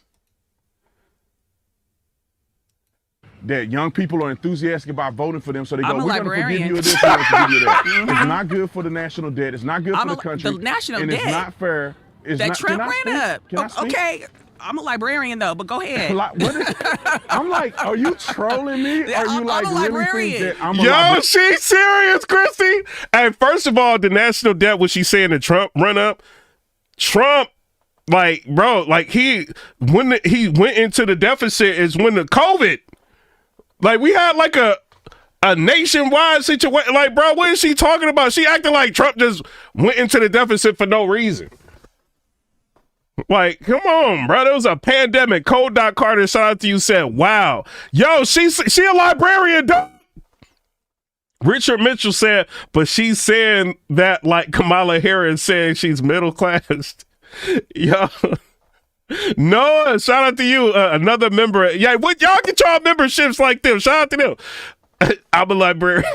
Said I'm a librarian. Shout out to y'all. This is crazy, bro. We're in his argument. Yeah. Okay, that's Okay. interesting. Let me move to the. Hold on. She funny, bro. Only me? Or you I'm a like really think librarian. that I'm a librarian in his argument? Yeah. Okay, that's Okay. interesting. Let I'm me about to move say to the this is abortion. about- Yeah. thing. Abortion is essentially murder. Do you agree with that? No, I do not. Or killing of the unborn. No, do you agree I with do that? not. I don't. Well, what is it called? What are you doing to the baby inside of you? It's not a baby, it's a fetus. A fetus is a human. A fetus is a baby. A fetus is a human. It is a small child. It's a fetus. It's a You fetus can is say not whatever a, you want to say. You have 2 children already, right? I do. You didn't think it was just a fetus when you wanted the children, correct? They weren't just a fetus. There was a gender reveal. There was an excitement. There was a point in the pregnancy when they were fetuses. Right. There's a pregnancy test that you were excited about.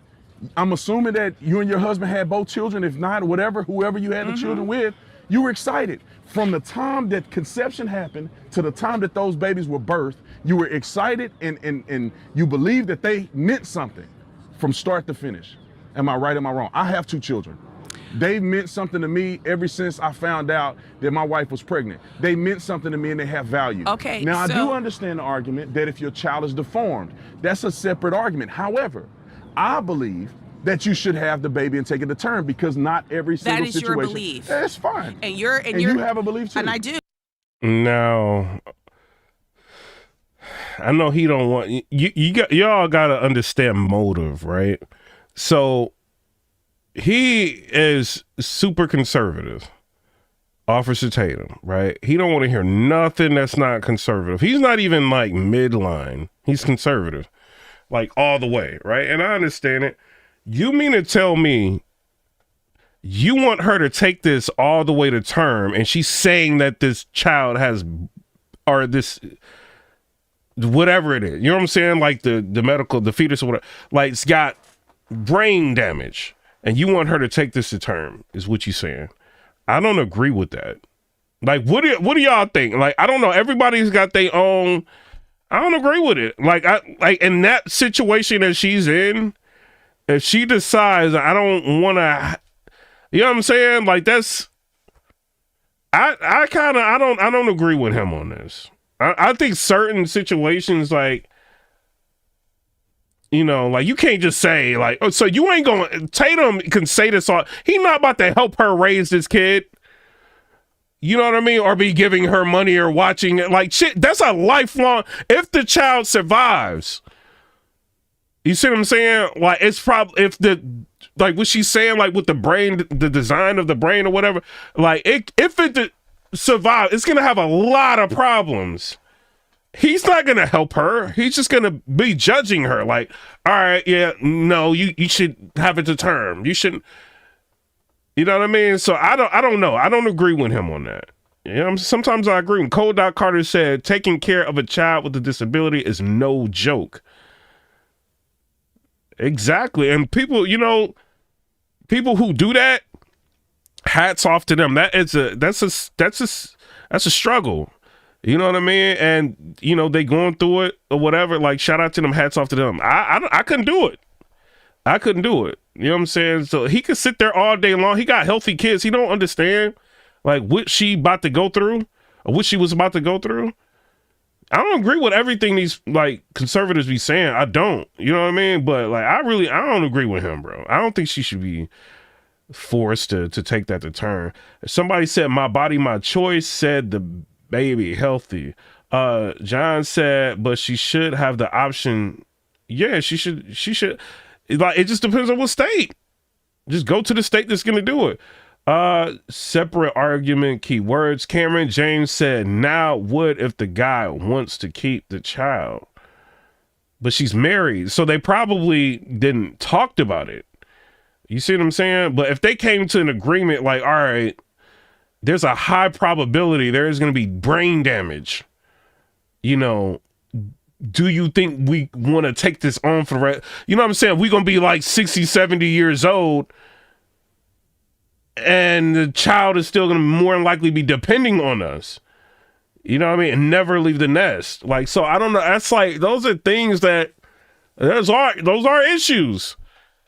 You know, and he could sit there all day long and be like, no, I think you should take it to term. Like, what? You ain't about to help her with this kid, bro.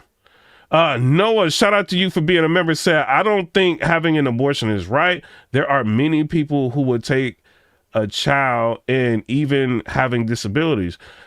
And Noah, like you may be right, but there are a lot of people, like kids, that are not in homes. You know, because people want to have their own kids. And sometimes, like, some people adopt, but, you know, that messes a child up a lot of times, like, knowing that they were not wanted by their original parents. You know what I'm saying? That messes people up. So I live with, like, an adopted family. You know what I'm saying? Like, you know, after, you know, my mom, she was like, you know, I ended up moving in with, like, I live with, like, an adopted family. Like, so, like, it does, like, mess with you a little bit. You know, like, to be real. So, I mean, I don't know, man. Like, it depends. Like, some people, that could really mess people up. You know, but a lot of these people do not want to be taking on kids, bro. I don't, like, how many times do you see, like, people with adopted kids? It happens, but it ain't as, not around here. It don't be happening like that around here that much. You know what I'm saying? I've seen a couple of people like would adopt the kids, but it'd be mad like kids with like no parents. So it depends. Somebody Draco said, so Piper, you gonna tell the disabled person like they should? What are you talking about, bro? No, like what are you saying? Like no, like you just creating some. Georgia M said the doctor told me my son was coming with problems when I already know what you about to say. When he was born, there was nothing wrong with him. Imagine if I trusted the doctors and this was many ultrasounds. Okay, so let's just say there was tons of problems. You know what I'm saying? Like, you know what I mean? Doctors are also right a lot. Sometimes they're wrong. They may tell a person they may never be able to walk again. They end up walking. Sometimes they're wrong, but a lot of times they're right. You know what I'm saying? You know, it happens. They're right a lot of times. Mari said, it's not bad being forced, but doing whatever it is your heart. You will miss that unborn baby for the rest of your life. I wish someone, just one person, stopped me. Rhonda Edwards said the emotional toll and medical costs for long-term care is likely very taxing, very difficult choice. Exactly. And none of these people that's telling you keep it, none of these people are gonna help you. They're not. And then sometimes like and I'm a conservative, but you know what I mean? I don't know. You know what I'm saying? Because some people like really don't want kids. There's a lot of women that don't. Some people, they may use protection and it breaks. You know what I'm saying? Or she might be taking the pills and then one of them might be not strong, you know what I mean? Good. You know what I mean? Like, I don't know. You know, and sometimes like or a dude may have had a vasectomy or whatever. And sometimes they still be having kids. Like, they may do what they need to do not to have it. I mean, then they can still, it can still end up happening. Thug life. It can. So what you want to tell them? They got to keep it? They don't want it. You know what I'm saying? Like, that ain't, I don't know, bro. I don't know. And ain't nobody, like, if you really don't want a kid and then you have one and you be like, I didn't want a kid, but I can't find no sitter. Everybody gonna look at you like you crazy. You should have had a kid. That's how the world works. Everybody want to judge you. You know what I mean? What you should do. But if you are in need, they're not going to help you. This is America, dog. Let's keep it real. If she deals with that long-term like situation, if it lives, you know, I don't know. I don't know. You know what I'm saying? I can't just say, oh, you can take it to term. Like if her and her husband had made a decision, that's her body. You know what I'm saying? I ain't about to be hard-headed just to be pro-conservative. Like, they made that decision. That's them. You know what I mean? So I don't know. We disagree. But what I'm saying, yeah, we can disagree on that. But what I'm saying is, John said extenuating circumstances, flag on the field. I ain't about to tell a woman what she can and can't do with her body, bro. That is her body. You should have it. Like, what? No, I don't want, you know what I'm saying? Like, who is you? Like, yo, y'all conservatives be crazy sometimes, man. Some of y'all. Your beliefs then should not mandate what other Richard Mitchell said, but Richard Mitchell got a point too. Richard Mitchell said that baby is not her body though. So it's how you want to look at it. You know what I'm saying? Like Richard Mitchell ain't wrong either. You know, so it depends on how you want to look at it. Draco said, hold on. African said, yup. Who are you to say no if they had made the decision? Exactly. People do with their bodies. You know, there is no law in America. Voting. There is no it's law in voting. America that mandates what men do with their bodies. Yes, it is. What law is that? Bro, he is so hard-headed, bro. He's like, yeah, dude, I'm going to vote to control your body. Like, what? Like, Tatum.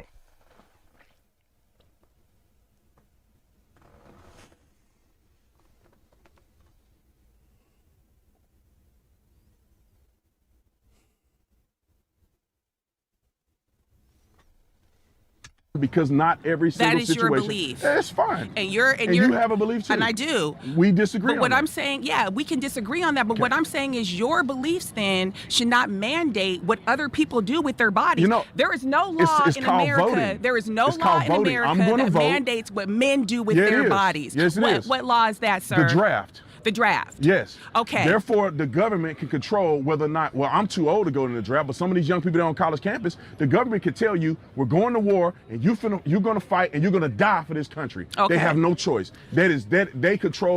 You do have a choice. Muhammad Ali. I go to jail. Said, you ain't about to send me to Ukraine? I'm going to jail. Right now. Go ahead. Click, click. I'm not about to be fighting y'all while y'all sitting in y'all rocking chairs with y'all cigars, and I'm not about to be on the field with a blick. Unless they come out, if they come to the American soil, I'm joining. You ain't even got to ask me. I'm going to the military to join up. You know what I'm saying? But I'm not about to be going over there like for that. You know, so yeah, you got a choice. You can say no. You know what I mean? No, yeah, what y'all want to call it? Yeah, I'm going to jail. Thug life. You do got a choice. Brandon Waters said, now you signed up for that. If you win the lottery, who giving it back? Play the set game, but take your prize. Mari said, but the government does have a say over a man's body. At 18, they send them into the service or go live in Canada. Old school Tony Carter said, Tatum doing too much. Yo, Tatum is, bro. Tatum, you be wildin', man. I ain't want to say it. He low-key be wildin', though, bro. He do, bro. Oh, you gonna have the kid. You need to have it anyway. Like, what? You can't control my body. Yeah, I can vote. Yo, bruh. He wildin'. Yeah. Through the government. But there is no law where the government gets to determine whether or not the contents of your uterus. Let's put it in this perspective. Is it fair to your husband? Just say the baby was healthy. The perspective of the baby was healthy, because medical doctors make mistakes all the time. They can say that the baby is going to come out abnormal or something like that, and the baby can be born normal. It's fine. They make mistakes. So you took a chance on them. No. I mean, but an ultrasound, bro. Come on now. Like this is, hey, we can like cancer and stuff like that. They might be like, oh, you may only have a couple of weeks. A person may live like a couple months. You know what I'm saying? Oh, you may only have 6 weeks. They live a year. You know, stuff like that can happen. But when they showing like the molecular makeup of like your brain, you see what I'm saying? Like what a normal brain looks like, and then you got a whole different brain.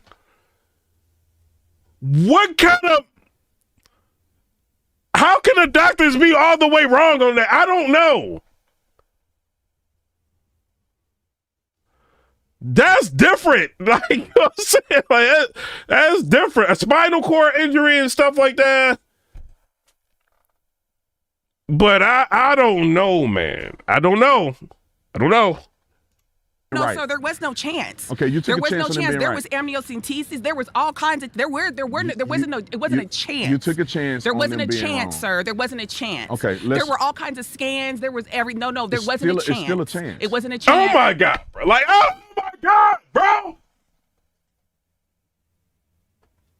I get what he's trying to do, bro. You ain't a doctor, bro. Like, she ain't a doctor, you ain't a doctor, man.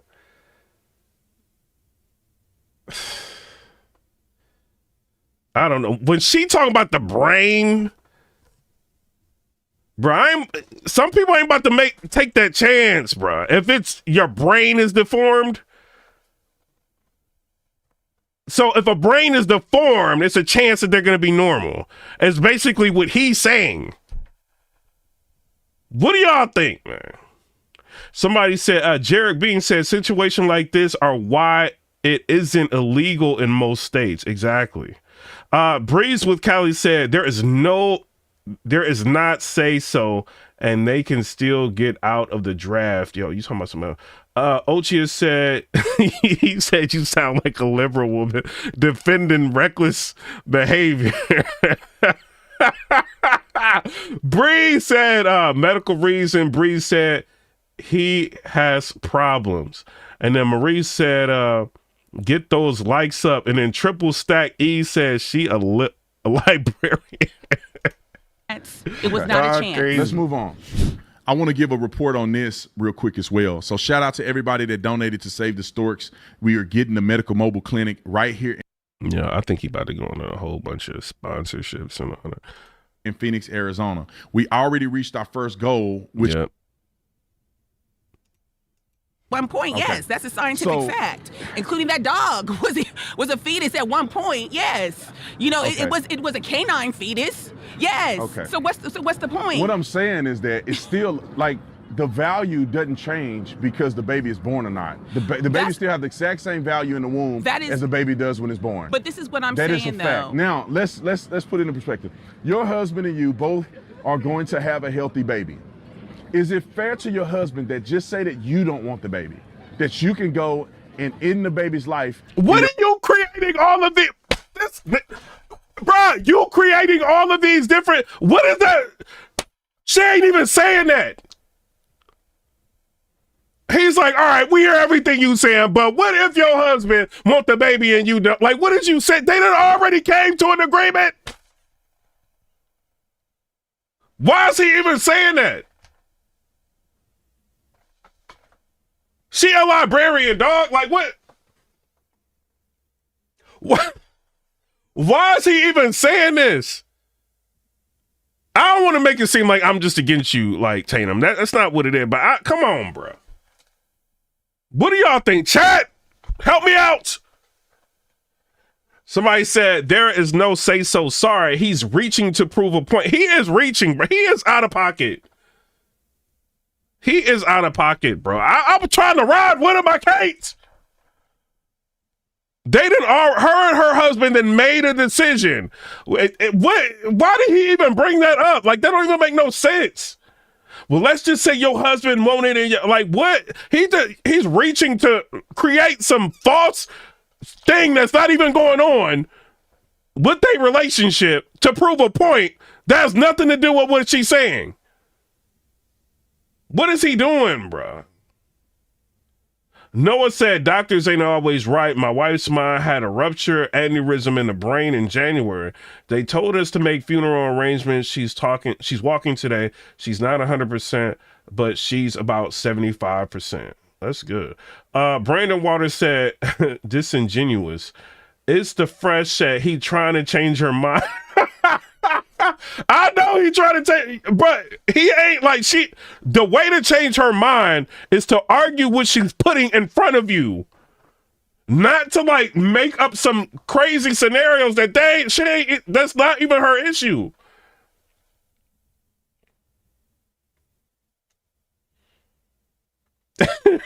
Jeremiah the prophet, he said, her husband never made a single decision, I bet.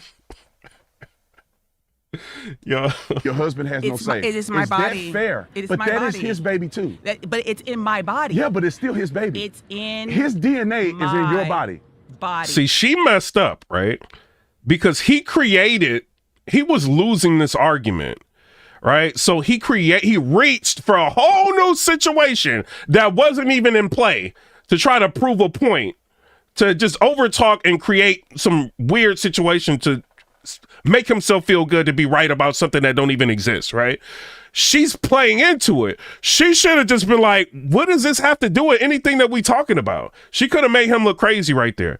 But now she's playing into what he's saying. So he created this whole situation that don't even make no sense right now. Right? And she's like, but it's my body. So she's playing into it. Now you done gave him some leverage to start cooking you, when you could have just let him cook himself. This librarian don't know what she talking about, bro. Richard Mitchell said, yeah, argue that she's a librarian. That baby has his DNA in your body. Period. Is that not fair? You know what? I was just at the African American History Museum in D.C. No, and I'm going to get to my point here. And I'm reading about the enslaved in the Low Country. That's where my people are from, the Geechee Gullah part of South Carolina. Okay. And I'm reading about like what their lives were like. These are people that had no autonomy and no agency over their body, whether they were raped, whether Joker Dan is another member. Shout out to you for being a member of the channel. He said she played into it. Exactly. He set her up. She fell for it because she was about to win the argument, but then he did some mental gymnastics that don't even make sense. Like I'm a conservative, so I can't really. I would cook him in an argument, bro.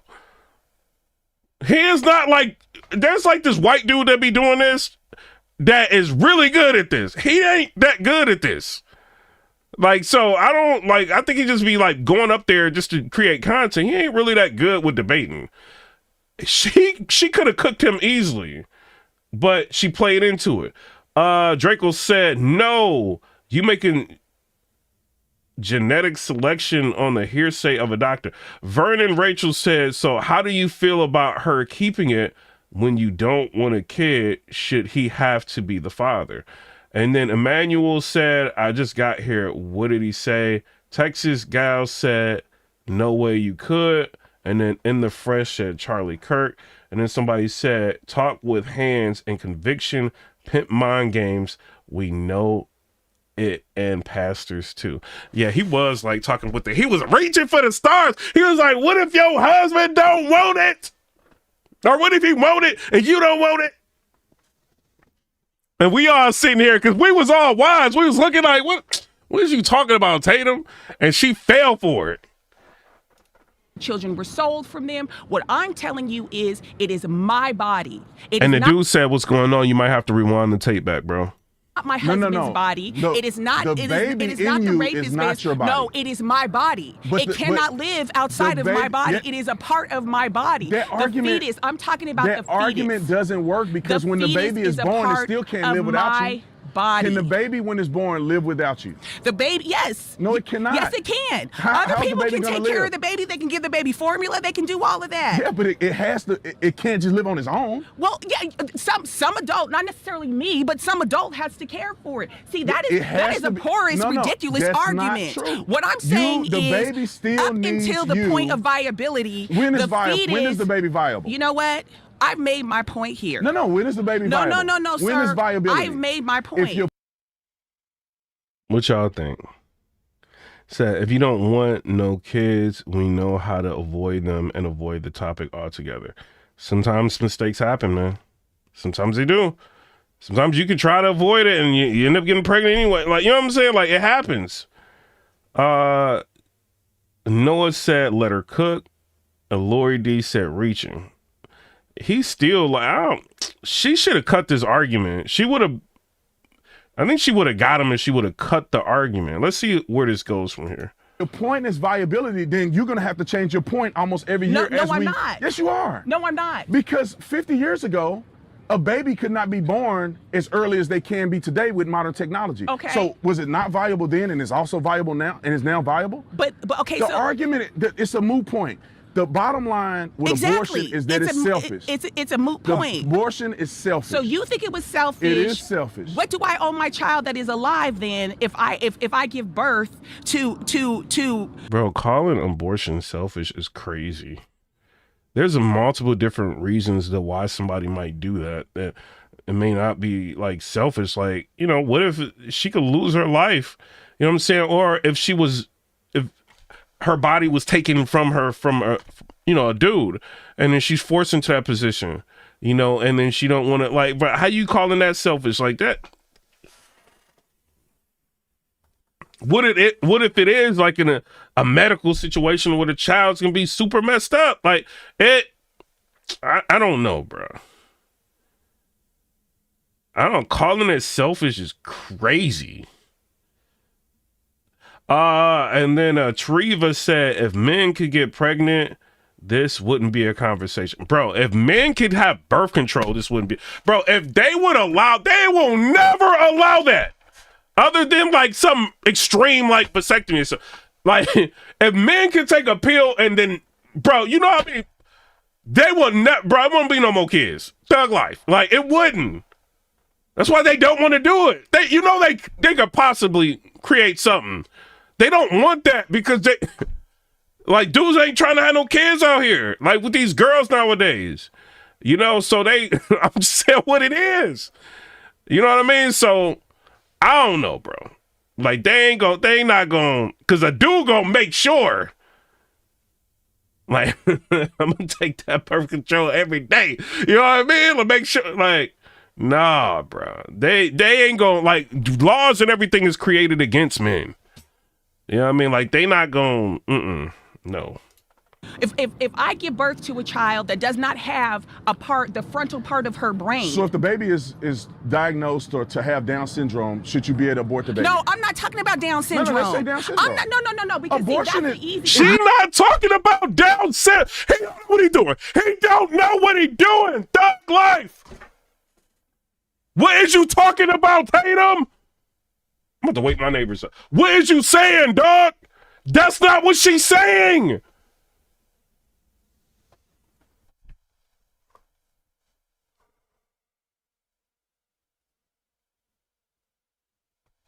Nam-myoho Renge Kyo.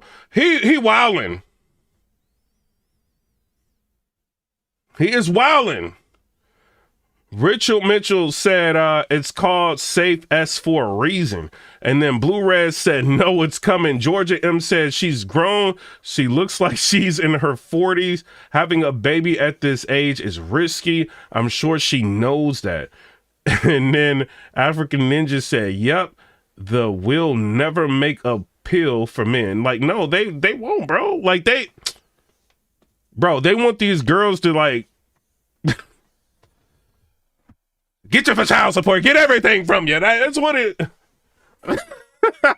If you make a mistake, you don't know, like, what are, like, but you like, yo, I gotta go to the store and get, you know what I'm saying, protection. She like, oh, I got some. She didn't poke the hole in it. Yeah, you don't know. You know, so it's like, bro, bro. I'm talking about a low bar holoprosencephaly. Say it with me. Let's argue. Low bar holoprosencephaly. Are you trying to make a rap now? Okay, I can. Let's argue this point. No, I'm talking. He ain't, bro. This dude is. She talking about the front part of the brain has a problem. He talking about, so what if your baby have Down syndrome? What is you talking about?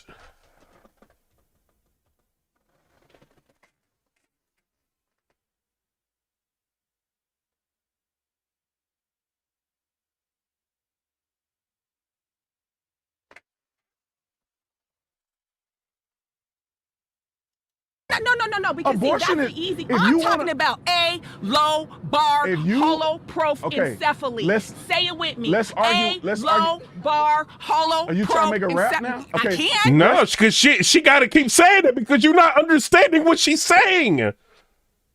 Yo, I was trying to be on his side. I didn't even want to be on her side with this. Porous, ridiculous that's argument. not true. What I'm saying the is, baby still up until the point of viability, when is the fetus, when is the baby viable? You know what? I've made my point here. No. When is the baby viable? No, When sir. is viability? I've made my point. If your point is viability, then you're going to have to change your point almost every year. No, I'm not. Yes, you are. No, I'm not. Because 50 years ago, a baby could not be born as early as they can be today with modern technology. Okay. So was it not viable then and it's also viable? Blue Red said he's not smart enough for this topic.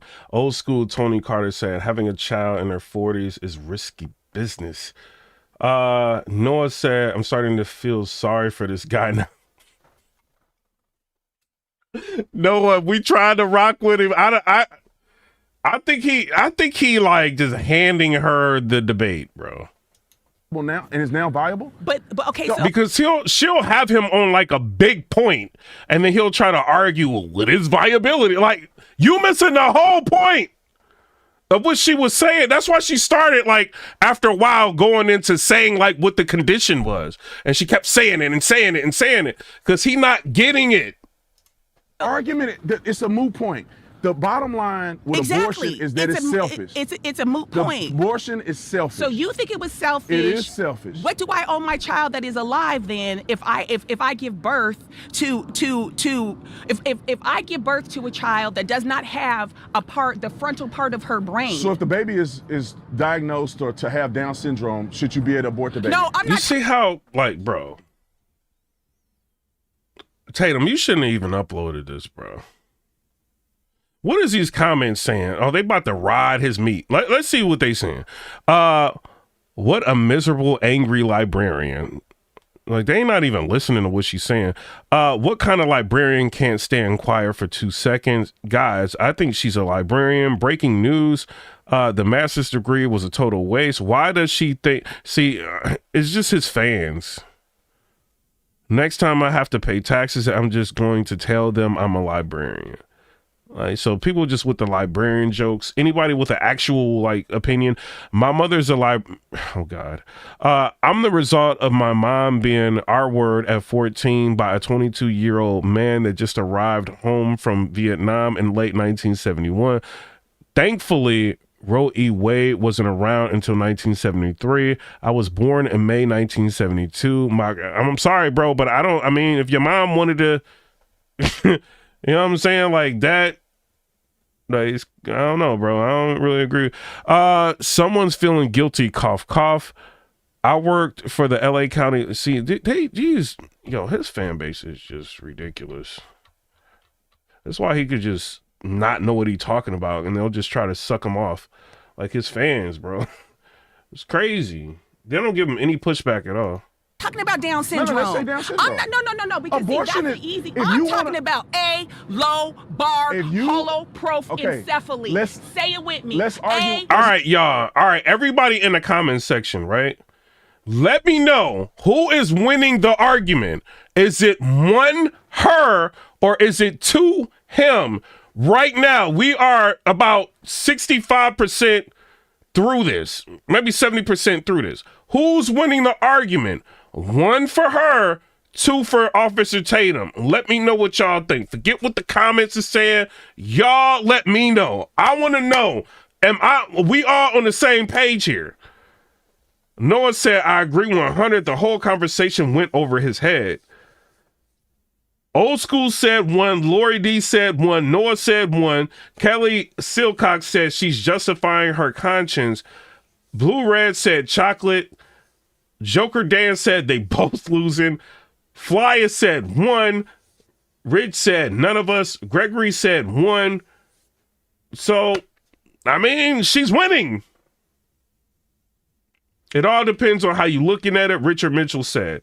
Blue Red said they both strong-minded. Yeah, but who's winning? Joker Dan said they both losing. No, I think she's winning. I think she's winning this argument, unfortunately. I think she's winning. Emmanuel Eborn said he's saying most babies should have a chance at life. Yeah, I know what he's saying, but he's not like, you know what I mean, staying on topic. He's trying to like veer her off by saying a whole bunch of things that's not applying to her direct argument. Trini03 said one went over his head crazy. Kelly Silcox said 0. Flyers Jat said, what's the Jordan Peterson stuff about? You got to rewind it. Health Talk Supplement said, with the condition she just said, it will be unfair to a parent and baby carry such a pregnancy because it will just be prolonging the pain on both sides. And then you got to think about, he's saying she's selfish for doing it, right? It's basically what he's saying. But what if she decided, like, I don't care what the medical people say, like, you know what I mean? Like, even though the frontal part of the brain is going to be gone, like, I'm going to just do it anyway. Then you can look at her for being selfish like that. And then somebody said he was bringing options over facts. Exactly. Yo, Gregory Lee might had a comment of the chat. He said he was bringing options over facts. Yo, that's a crazy comment. Yo, I might remember that for the rest of my life, bro. That was fire. Georgia M said, what exactly is she trying to do? Convince him or seeking approval? I think she's just arguing, like, you know, a right for her to be able to do that. Trini03 said, hold on. Dale 1 said 1. Richard Mitchell said, oh, okay, I got what you saying, bro. He's off topic. I get that. Eve said he is being condescending AF. He gets more disrespectful when he feels like he's losing the argument. Trini said, nah. Noah said, you can't argue with the librarian. Jerry Mayer said 1 cook. Gregory said, like I said, he is bringing opinion over facts, and when you do that, you're losing. Joker Dan said she went into the 1. Trini said facts. Emmanuel said they are just at the extreme ends of the argument. They will never agree. Flyers Jazz said it's all about facts over feelings until the feelings work for you. Treva said 3. He doesn't respect women enough to listen to her from the way he is talking over her. Interesting. Low bar, hollow. Are you trying to make a rap now? Okay, I can. Let's argue this point. No, I'm talking about a child that is not born with the HQ. Let's agree to this. With the frontal lobe. Now let's agree to this. Yes. Let's agree to this. Let's agree to this. I'm talking about catastrophic. Can we agree on this? I'm not talking about Down syndrome. Let's do that. Let's agree. Okay, so go ahead. Talk about a low bar, holoprophylacely. Let's agree. Go ahead. Let's agree. So she keeps trying to put him on topic. And, bro, if he veers off topic one more time, y'all. Real quick, let's say that every child that is born with that disability, which means lobar holoprophylacely, which I haven't researched it, but let's assume that they may be stillborn when they're born. Okay. Let's just stick to that one. Every woman who has that condition can have an abortion, and no other women can have abortions. Would you agree to that? No, I would not. So then, what are the other women doing? I believe that. So you any get the woman... bump and grind and pump and sweat with no consequences. What is he?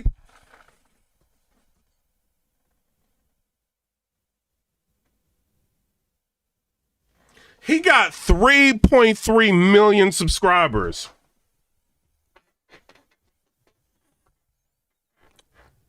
And this is his argument.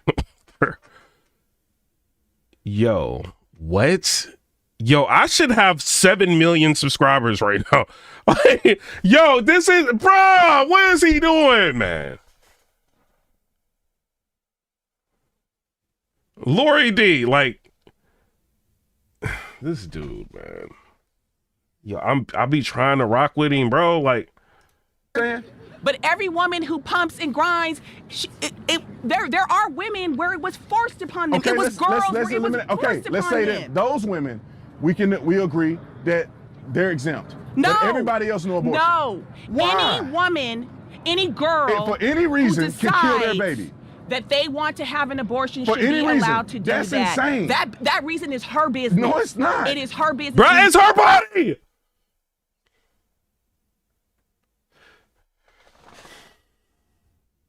And I get what Richard Mitchell been saying in the chat. You know what I'm saying? Like, you got to be thinking about the life that can't, like, fight for itself. You know what I'm saying? So it's two different. You know what I'm saying? Like, but I don't think you can tell a woman to do what to do with her body, bro. It's hard for me to be like, yeah, let's tell a woman what to do with her body. It's hard for me to do that, bro.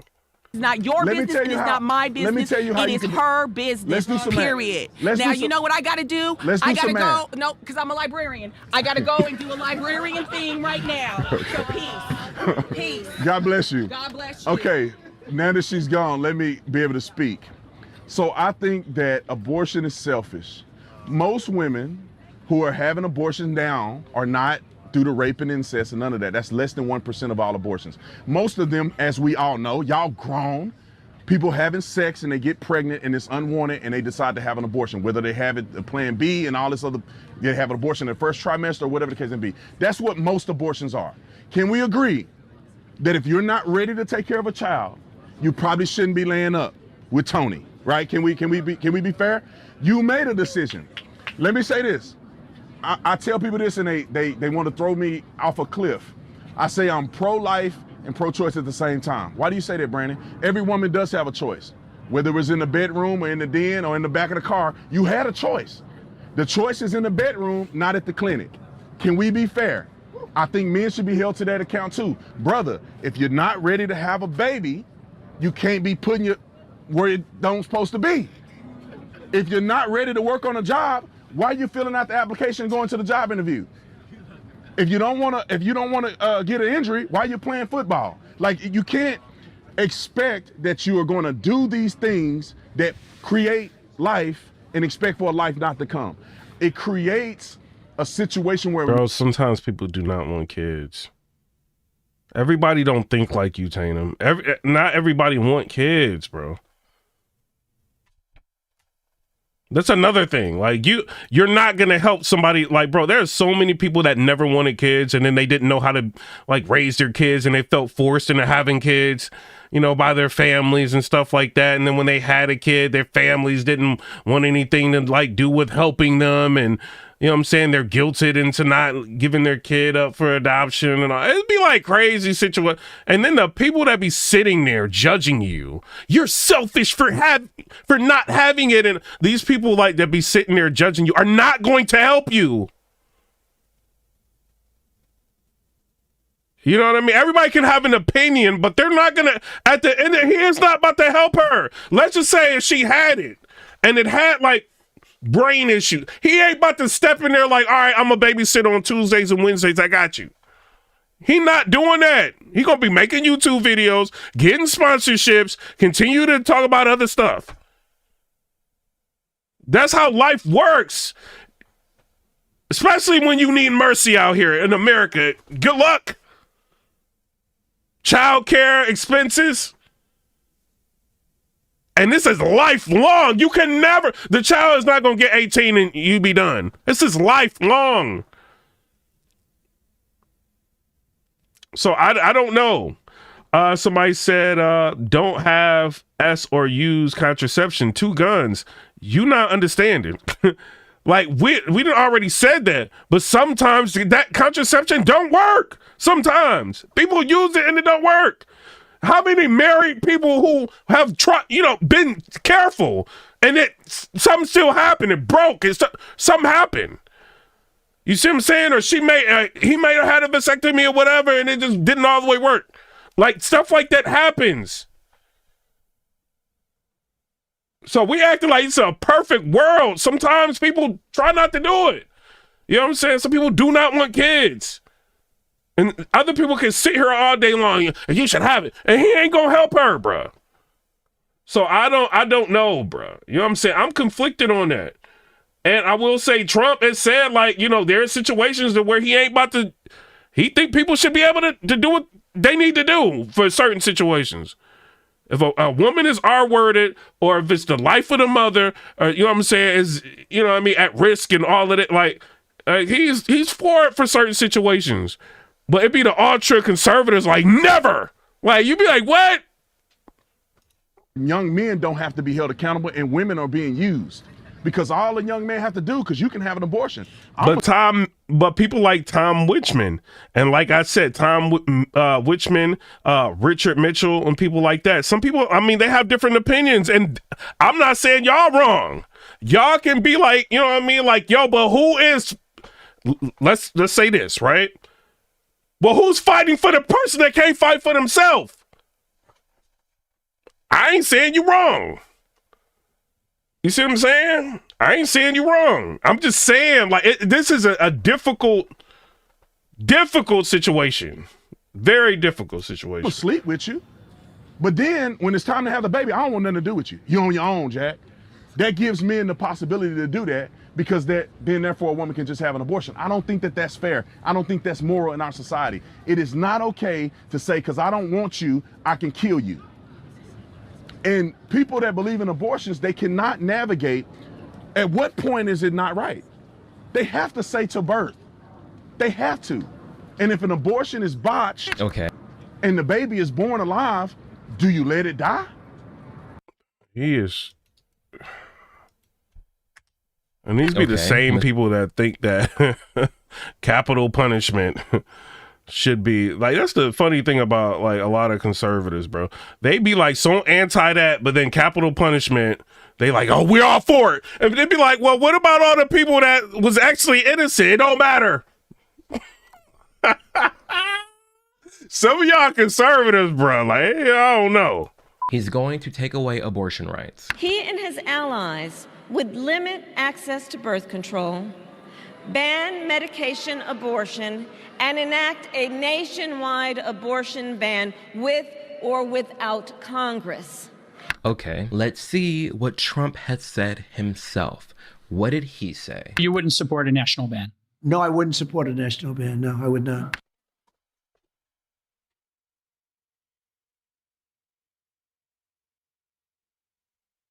He says he will not support a national ban on abortion. He said that multiple times. Let's see his stances on exceptions, because everyone's like he's going to ban it in totality. Let's see what he has to say about that. But I believe in the exceptions for rape, incest, and the life of the mother. I think it's very important. He said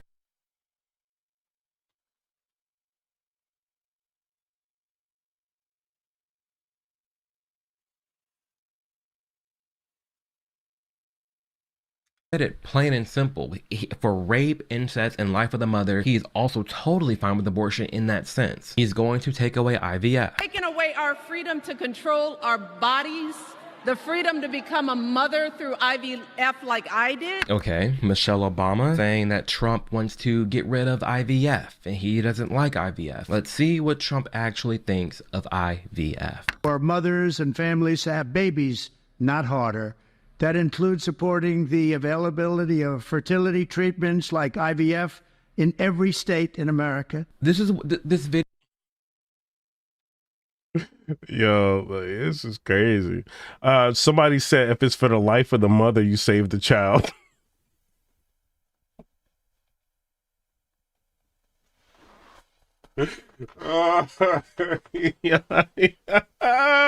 Yeah, it's crazy. Chris K, he said exactly so. What's your point? Oh, Gregory Lee said, but he will not abolish. Yeah, Trump is just basically giving the powers back to the states, bro, and just removing the federal government from it.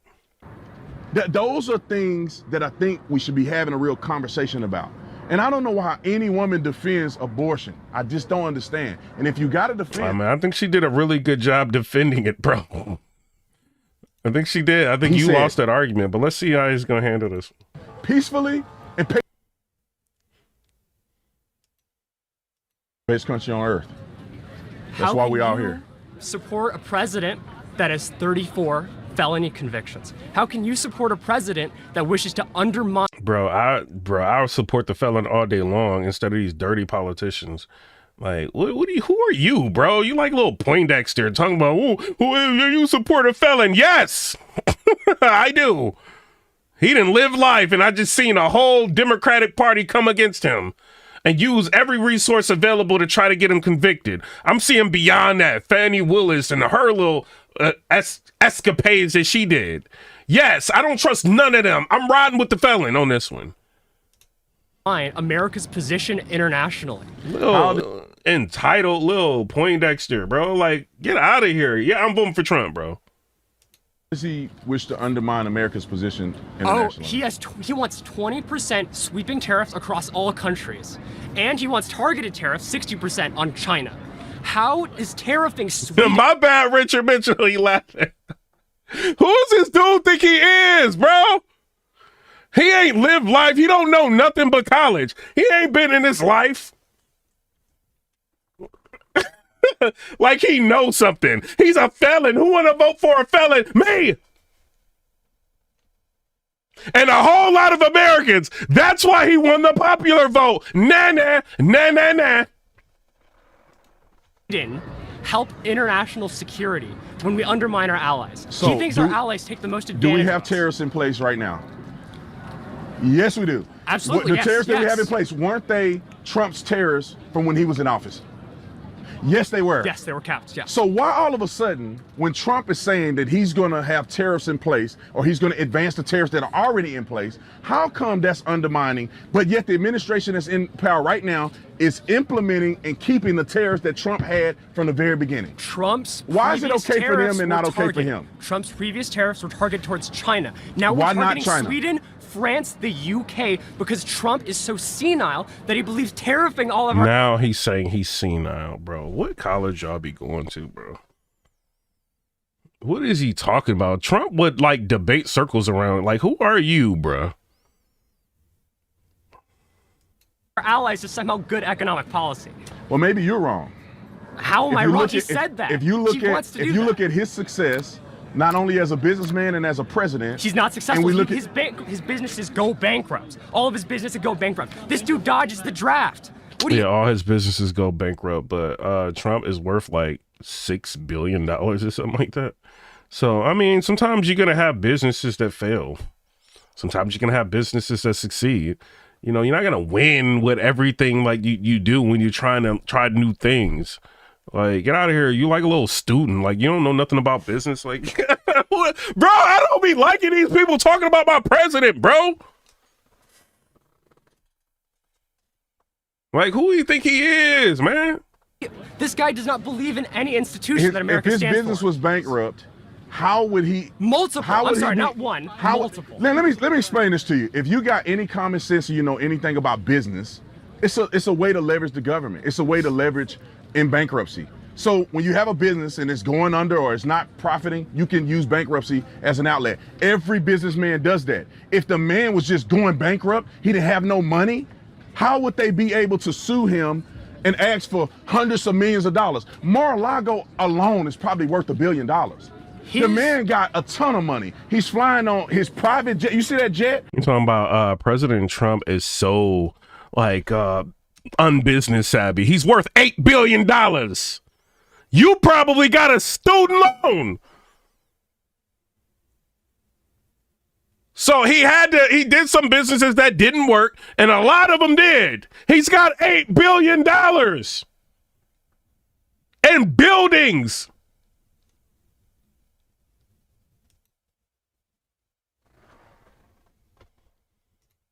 If the man had no money, how he got a jet? How does he have Trump Tower in 3 or 4 cities? The man got money. You're foolish. You don't understand. Listen, you don't understand how economics work. If you want to talk, get to the mic. You don't understand how economics works. You don't understand how businessmen use bankruptcy to benefit themselves. Everybody does it. Donald Trump is just a part of that. The dude is a successful businessman. Talk to any businessman, they'll tell you he's successful. That's why he has money, he has an economic plan that helped America when he was president. That's why right now, like, didn't 50 Cent file for bankruptcy, and 50 Cent worth hundreds of millions of dollars? Just because somebody files for bankruptcy doesn't mean like they're broke. It's like an avenue that they can use. Like, come on, man. Noah said, and he donated his salary. Yeah, like, so he's so broke.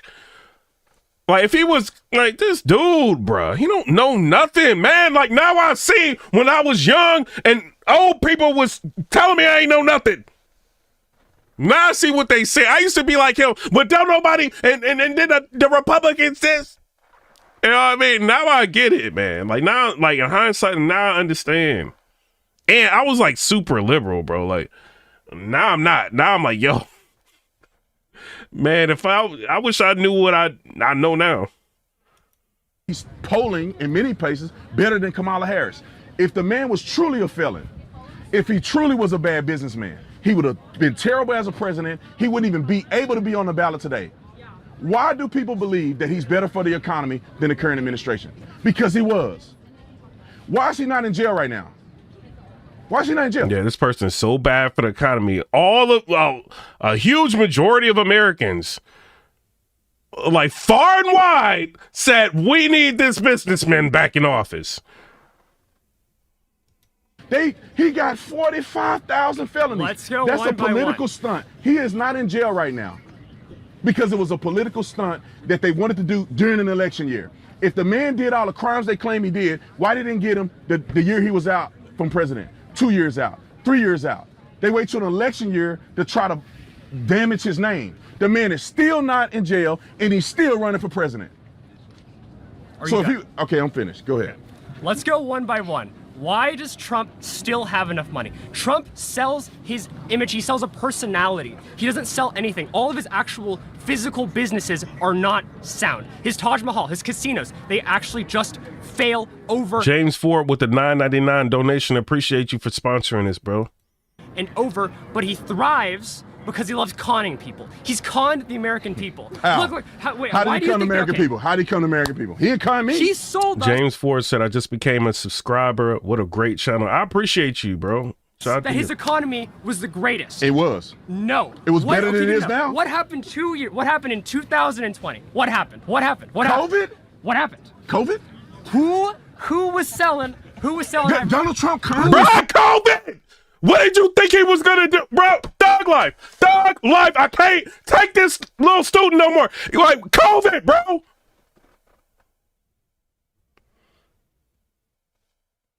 Selling ivermectin. Who was selling ivermectin? COVID was a business strategy that Trump did wrong.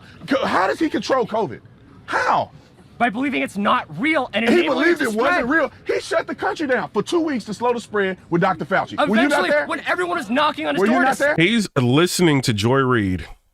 Guarantee you. Or The View. He looked like one of them. Like, he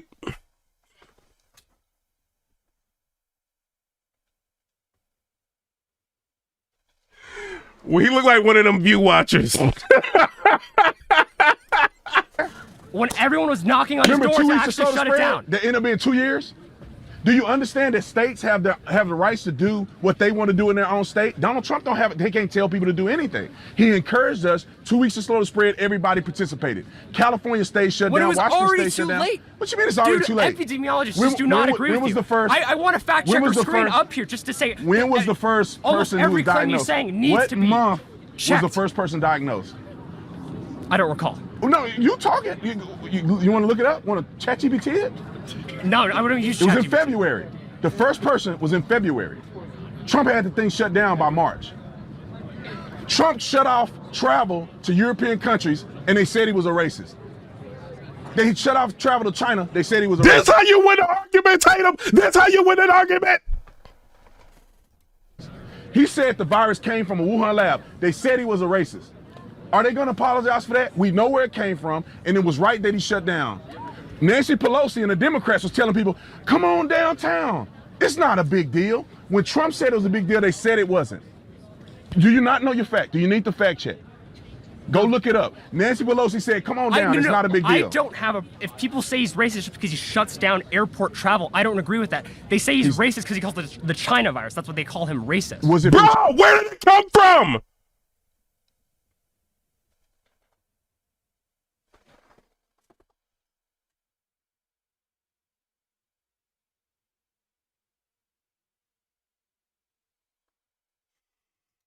China? If you want to call it the China virus because it's from China, I don't have an issue with that. If I buy something from China, it's But Chinese. Is that not right? It's from China. But why does he call it the China virus? Because it he came from fucking China. hates China. What are you gonna call it? What are you gonna call it? The Asian virus? It came from China. That'd be a little good. China is listen, China is not a race. So how? Valley fever, Norwalk virus infection, Lyme disease, Spanish flu, German measles, West Nile virus, African sleepy sickness. There's a lot of like viruses named after places, bro. That don't mean like somebody's racist. They're just saying where you think it came from. How's that racist? China's not a race. Okay, I understand conservatives have a really hard time understanding nuance, but you want to call it a worldwide epidemic, a China virus, because you want to associate it with Chinese people. And we do all our business with China. Are we really racist against China? You can Everything be in this racist country- and do business with someone. What are you talking about? Well, if you're racist, you don't have to always do business with them. You don't have to be fair with them. You don't have to meet with the president. You don't have to do anything. Okay. Donald Trump is not racist against Chinese people. What did you? That's not my main point. Okay. What's your point? My actual point is that how can you support him when he leads an insurrection on the Capitol? I'm sorry, you see the... Yeah, oh my God, he's got the denial virus. Noah said he got the denial virus. Yo, bro, don't go to this January 6th, bro. Don't do that, man. Like, what is he doing, man? Tatum! Get him, Tatum! Get him! Footage, He lead the insurrection. What did he say to the people? Yeah, 3 hours in. No. Before anybody did anything, he said, peacefully and patriotically, let your voice be heard. No. It's in the middle of this. Yes, he did! Yes, he did! He said, hold on, Thug Life. We about to get you, bro. Thug Life. Hold on. You ain't going nowhere. We not about to let this go. What's his name?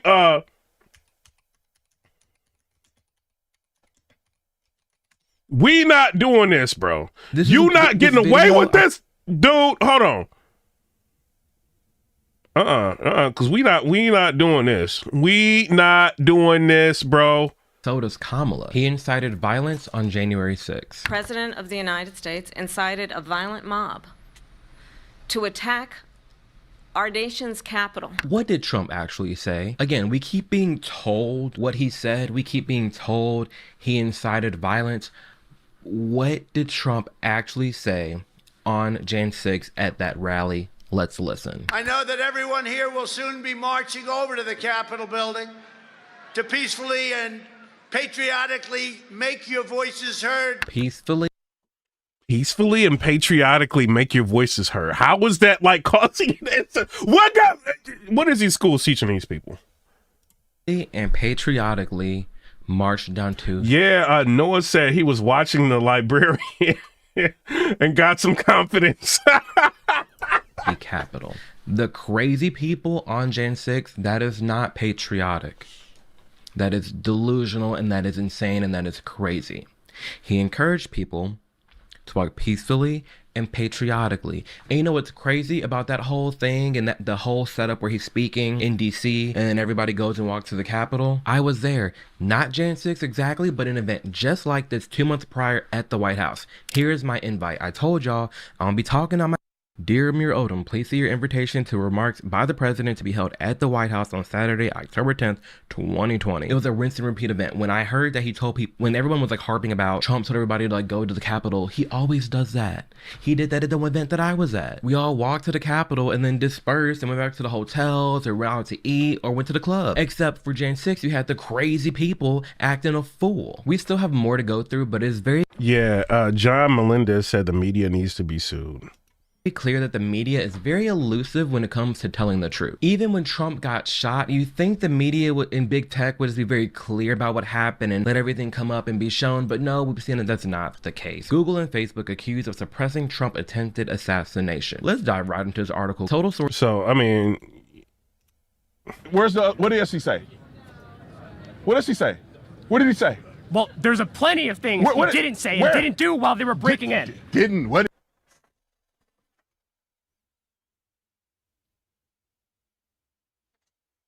There's 100,000 plus people at his rally or whatever you want to call it. There was over 100,000 people. If Donald Trump said, go and storm the Capitol, there would be nothing that the government could have done to stop it. 100,000 people storming the Capitol? He didn't tell people to do that. Some idiots decide they're going to do that on their own volition. He was riling them up because he wanted them to delay the certification of the election. So Mike Pence, who doesn't endorse him anymore and has been a lifelong Republican, which is he's terrible, would actually stop He tried certification. to run. Mike Pence ran for president, didn't he? Where'd he get? He got nowhere because he's terrible. Anyway, let's just say. What does that have to do with him not being able to support the man he ran with? Let's do. What you mean? He ran with him because he thought he was a good guy. He ran with him and he's no longer able to endorse him. No, because he's trash. Who's more better? No. How? Wait. He does not endorse. A lifelong Republican won't support the Republican. Oh boy! Somebody said, "Bruh, they should have cut this guy's mic." They both ran for president again, didn't they? They both ran for president, right? Okay. Where's Mike Pence and where's Donald Trump? So who's trash? No. Who's the bad one? Who's one that's not effective? The one that's not in office right now or not even running, didn't even make the debate? Well, come on, man. We can clearly see who's better and who's not. Better at what? Electoral Running success? the country. Yes. Trump is running the country. Trump is leading in the polls in many different states. He's probably going to win this election. It's a coin flip. It's not a coin flip. They lying to you and tell you it's a coin flip. I don't think it's a coin flip. It's been like that for probably several months. But this is beside the point. The reason why I vote for Donald Trump. Yo, my comments is crazy. Dude, SoCal 133, he said Asian dude is so angry he doesn't even know why. Because he's what's best for America. What is your alternative? Kamala Harris? Kamala Harris what has she done? isn't pushing what is essentially what has she done, a massive sales tax. You know what a tariff is, right? What has she done for the country? No, what is a tariff? What is a tariff? It's when you tax imports from external countries. So Americans are going to pay more, right? We already have tariffs in place that Donald Trump implemented that Obama right, is but it keeping isn't going. 20% tariffs on every country. They're targeted. Even Biden had targeted tariffs against China. Let's agree to disagree on this. I think Donald Trump has a good plan. What is Kamala's plan? Kamala's plan, she wants to increase density. She wants to What are you increase housing increase density? What is he talking about? density, yes. How? She's going to build 3 million new homes. She can go out there and build it with her hands? No. She's gonna go build 300. Like, this dude is so hopeful. I mean, I get it, new generation. You know, I get it, man. Like, you want to be like, you want to really hope things will change. You know what I mean? I get it. She wants to increase density. She wants to increase housing density. Yes. How? She's going to build 3 million new homes. She can go out there and build it with her hands? Not with her own hands. What is she gonna do? How's she gonna do that? I can tell you right now, I'm gonna be the president. I'm gonna build 40 million homes. How? How's she gonna build it? Who? Trump's gonna build the wall. He did. He built a lot of the wall. Every inch of that wall with his hands, with his fat 300 walrus pounds. Come on, what are you talking about? Okay, let's have an intellectual conversation. Okay, if they did not, if they did not reject every single opportunity he had to build a wall, we'd have built it. Now, who was right and who was wrong? Should we have built the wall or not? Look at the illegal aliens that are coming in our country. We got millions that are coming in this country. Who told the Republicans to stop the border bill? I want border security. Border bill. Yeah. I want border security. At election year. I want a president in an that election year. Why didn't do anything? Donald Trump makes the Republican Party weaker. I want a strong Republican Party. I want someone like Ronald Reagan to He's bring people winning. together. He's got more of the black vote than any Republican in history. He's got more of the Hispanic vote than any president in history. He's got more votes and support than any Republican president in history. He is one of the greatest con men who sold us one of the biggest lies. Yes. He didn't sell me nothing, man. I ain't that stupid. I see what he's doing, and he's doing a good job. Maybe you're wrong. Maybe you're wrong. Yo, how much did you buy the hat for? Yeah, how much is that? I don't even remember. Yeah, you talking about how much did you buy the hat for? All right, y'all, we about to get up out of here, man. I appreciate everybody for rocking with your boy. You know what I mean? It is what it is. We got almost 100 subscribers. I appreciate y'all. James Ford said this had to be before the election. You said he's an incel probably.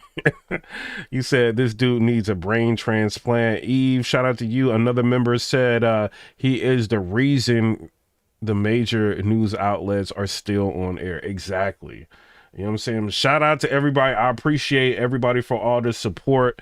You know what I mean? Another great live. We got 140-something thousand views on here. Appreciate everybody. I got to go sleep because I got to go pick my daughter up in the morning. It is what it is. You know what I'm saying? But shout out to everybody. I'm Comrade. Subscribe. Let me know what y'all think about that.